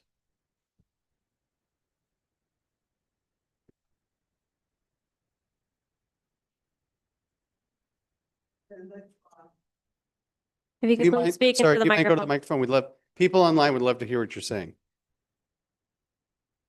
The developers have been all over town trying to buy the older buildings.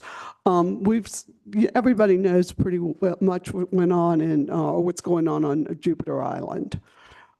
They have been buying these small a 5-story building. I give you an example. I sold a unit in there for $450,000. A developer came in about 10 years later, bought the whole building. He bought everybody out for around $2 million apiece. That wasn't a normal appreciation. Now, as to your point on the keeping town, there is nothing wrong with 1-story houses. What is wrong, in my opinion, well, what happened is when town allowed these 12-story condominiums all up and down the ocean, they forever sealed our destiny of being quaint old Florida. If they had not, and when that happened, they opened the floodgates, and now you can't take people's property rights away from them. And it's unfortunate. I would be beating the drums with you all day long. You can't go over 2 stories anywhere in town had that not happened. Now, like I said, our fate has been sealed pretty much. We need to do the best with what we can. And trees are huge. That's another thing, as you said, shade trees. We don't have to just have palms, but Thank you for making those comments. I appreciate it. Yes, sir. I spoke before, Bart Cobb.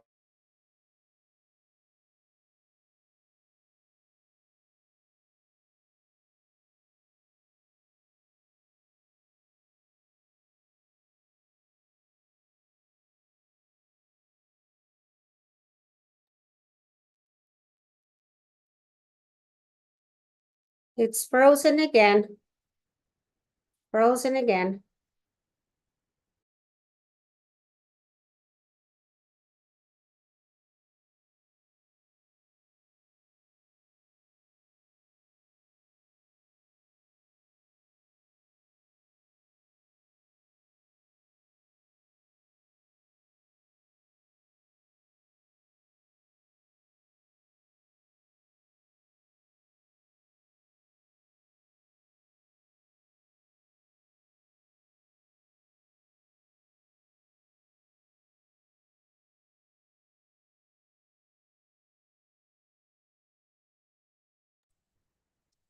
They're rebooting Zoom again.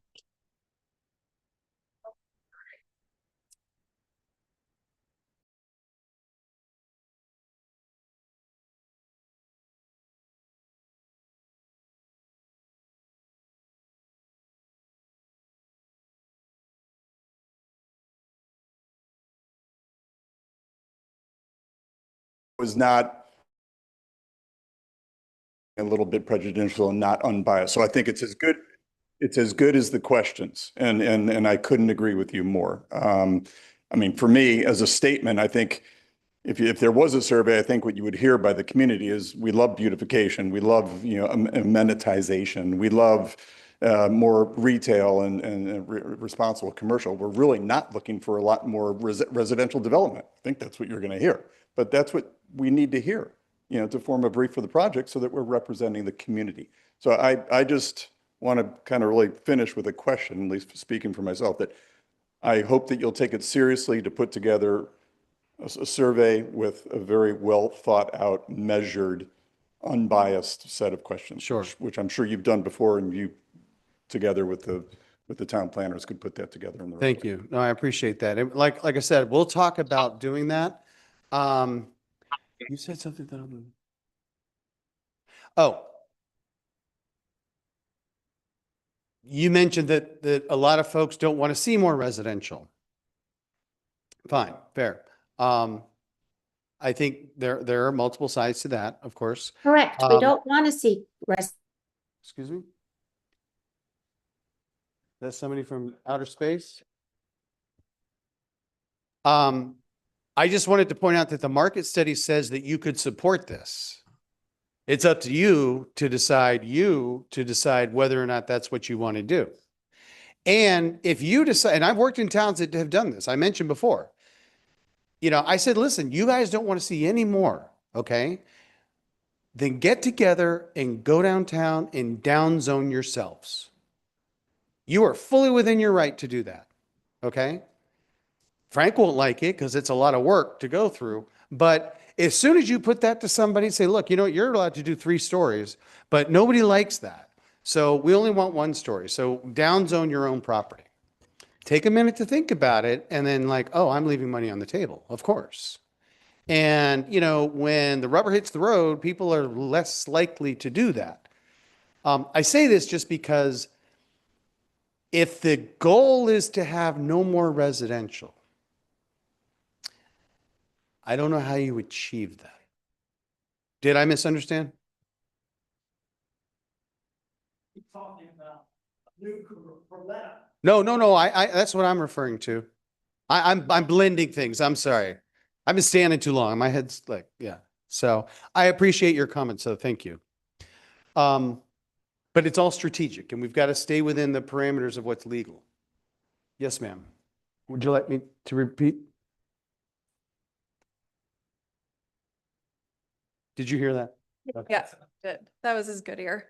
My name's Allison Chapman. We live in Juneau Dunes. I'm new here. I moved to Florida at the beginning of the year, but my husband's been here for 24 years. I just wanted to make a comment about the survey. I think what everyone's looking for at this point in time, and I could be wrong, but it's a way to comment and provide thoughts and insights. It's not to answer pointed questions yet. Gathering information. I know that the FTC does this a lot of times when they're putting new rules out. And then when you have your report, that's when the council may say, hey, we want a survey now because here are the things that we see that could work in Juneau Beach. Now let's get that feedback on those specific items. So if there's a simple way to even just host a site for comments section and submit with your email address and name, I think that's what you're looking for right now, so that people don't necessarily have to sit in a meeting and feel scared to come up here and make their comments or suggestions. Anyways, that's my 2 cents. No, I appreciate that. And to that point though, and I don't know if this is sufficient, you are always free to email or call us at our office or Frank, of course, and the manager. And I've got a long stack of emails that I've been collecting throughout this process. So you're always, that conduit of communication is always open. I think that's important for everybody to just make sure everyone knows. This was the first meeting that we attended, but I think a survey is later down the line when we know what we know. Yeah. I hear you.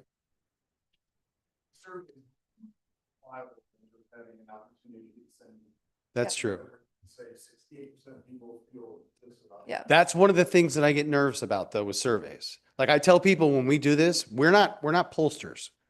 It's not like, okay, 98% of town wants a Ferris wheel in the middle of the lake. So that's what we're going to do.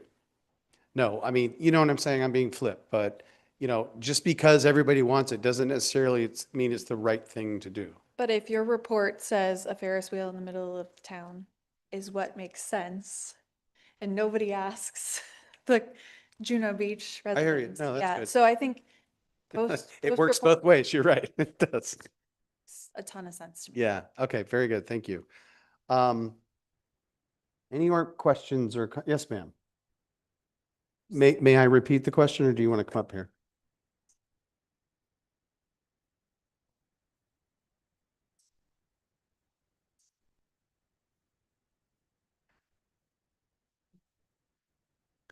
So the question is, what is happening with the Holiday Inn site?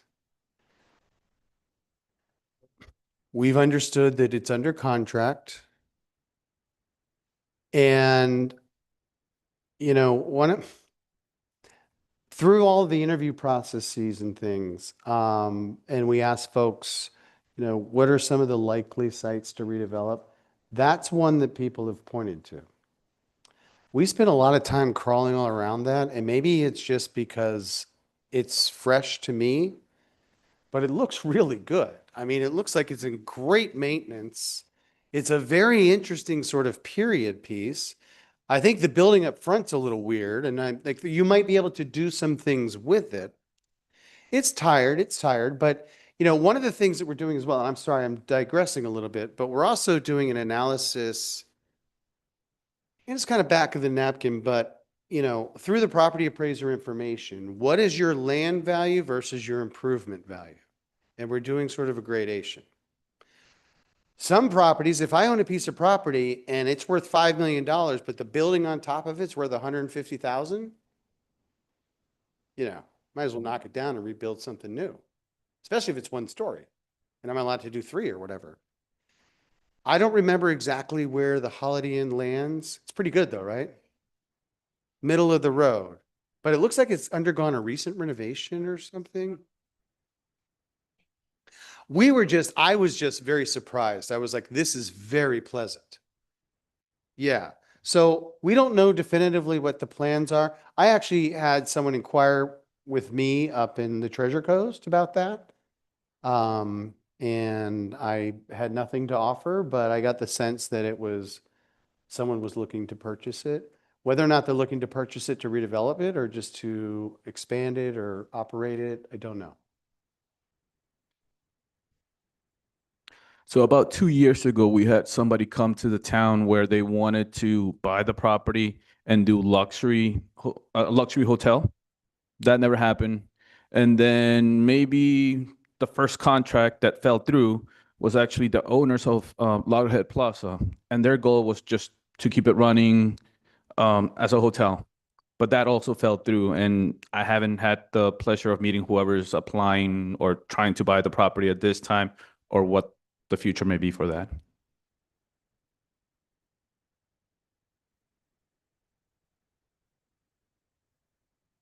Thank you. Yes, sir.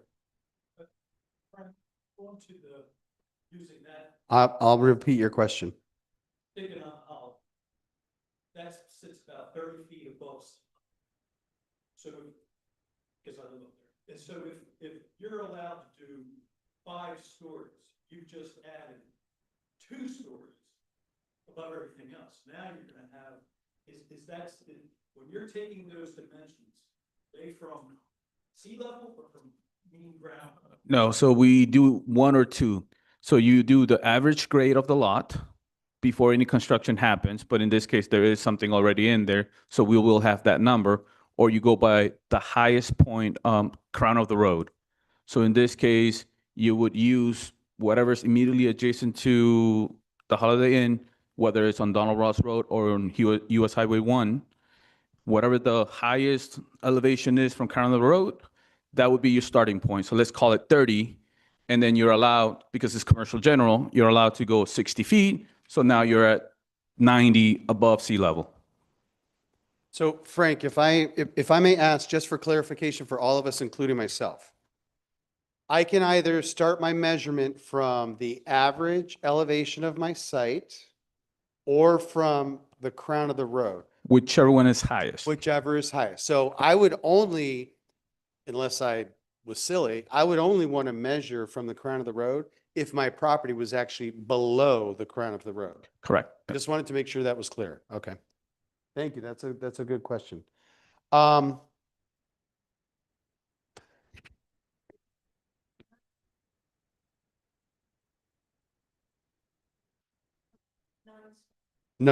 It would be 90 feet in elevation from sea level.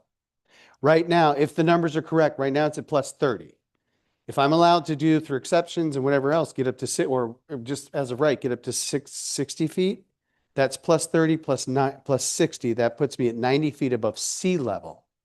Yeah. Right. You guys have a very interesting topography here. It's really interesting, Right. you know? We range from 7 all the way to 42. Where's 7? Is that at US 1? I actually don't know the 7. Okay. Yeah, maybe Palm Beach Heights. Because Yeah, that it's- slope, that dramatic Oh, slope yeah. right behind Papa Kwan's is intense, you know? Yes, it's probably next to the environmental sensitive land. Yeah. Yeah. Mhm. Any other comments or questions? We can stay here all night if you'd like. No. I want to, did you? You do have a question. Please come and ask your question.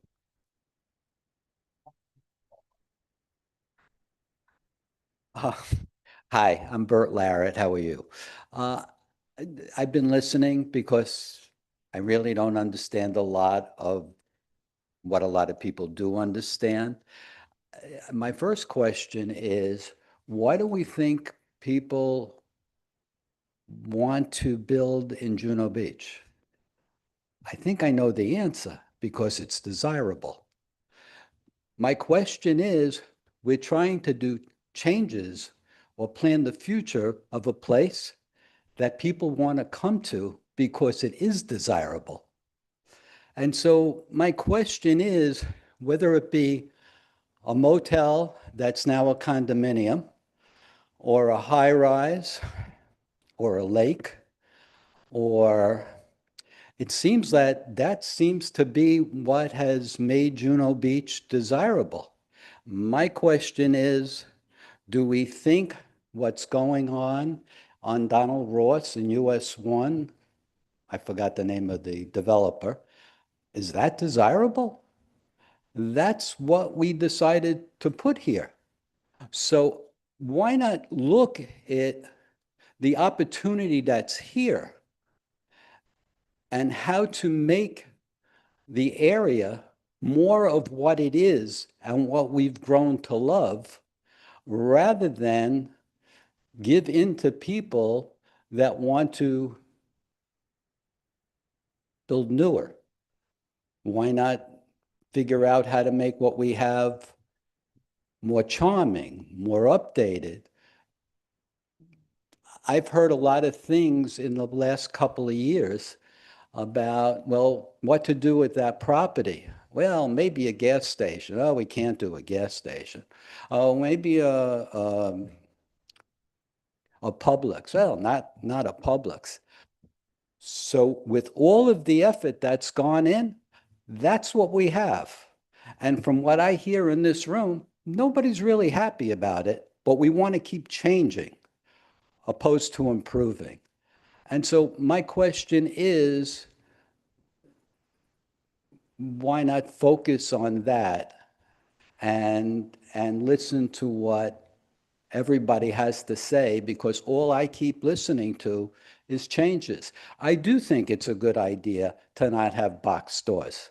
I do think it's a good idea to have a beauty parlor. If there is enough business for those people, that will make it feel more like a town and more charming. And I appreciate that. But let's not radically change. You know, somebody one time told me in the stock market, when everybody is going in this direction, make sure you go in that direction, and you'll do better in the long run. I don't know if that's true or not, but we're trying to, in my opinion, we should be going forward and understanding the people that want to come here to build and invest is because they see an opportunity to make money and thrive. What I'm suggesting is, why not continue to make it charming so it is as desirable as it is now in the future? And I'd like your comment on that. Well, I think that's a very interesting question. And I think that in your own words, you're saying what a lot of other people are saying. Yeah. You know, there's one of my favorite Eagles songs. You know, there's a line that says, once you call someplace paradise, kiss it goodbye. Because everybody wants to be there. And then when everybody wants to be there, it's not what it was before. So how do you, I mean, we work in towns where, I don't know what that was. We work in towns where, local governments stick their head in the sand and they say, if we just pretend like it's never going to grow, it won't ever grow and it will just stay the same. And when they pull their head out of the sand, it's completely unrecognizable, except that it looks like every other strip highway in South Florida because it's been taken advantage of, because it hasn't been, controlled, if you will. So I think to your point, and if I understand your comments and your question, I think, like I said, I think it's in alignment with what a lot of others are saying. Let's keep the charm that we have that brought us here to begin with. And that's what we're trying to do. That's what we're trying to do. Thank you. All right. You have another question. Okay, yes.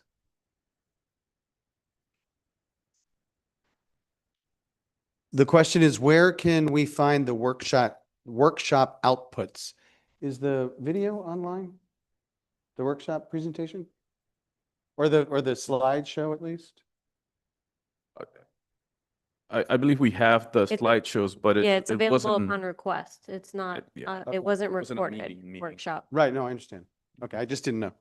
So a static version of that, not a video, is available by request. And Dana, the draft report will include a summary of public engagement, which summarizes all of the input that you received in those sessions, correct?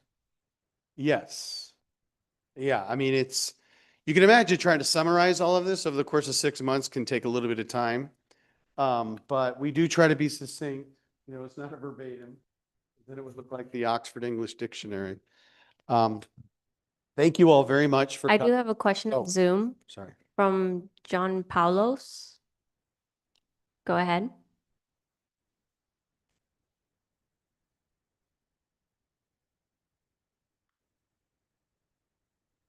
Maybe not.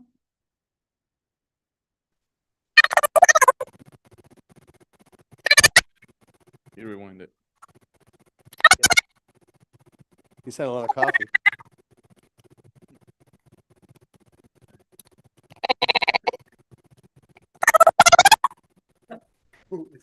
Would you repeat the question?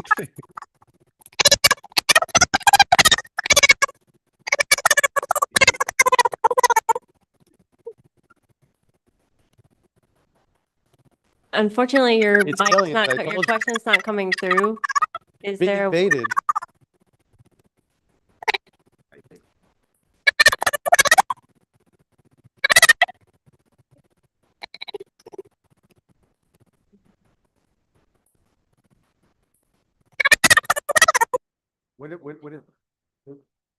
Can they email us? unfortunately, Mr. Paulos, we can't hear you. Your microphone's not coming through clear. Is there a way? Oh, there. Email us maybe? Is there a way that you could email us? It sounds like it's going super fast, like 100 speed.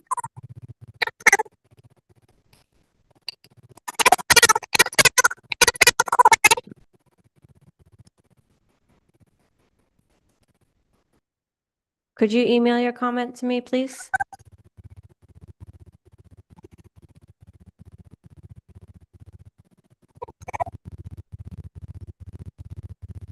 Our apologies, but your sound's not coming through.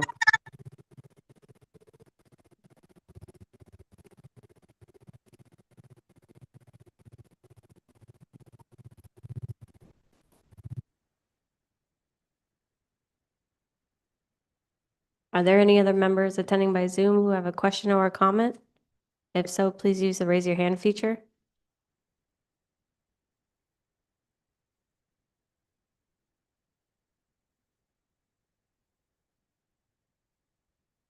Okay, everyone, I think we've reached the end of our presentation this evening. I really want to thank Dana and his team for making themselves available for this and future events. Frank and his team for doing all the work to coordinate and collaborate with Dana in producing the master plan once that draft becomes available. And thanks to all of our town council members for supporting this endeavor, as well as continuing to help shape and inform the development of that plan so that we can hopefully see it implemented in a manner that cultivates many of the outcomes that our community is looking for and desires. So thanks again for coming out this evening and taking time from your schedules. Good night, everyone.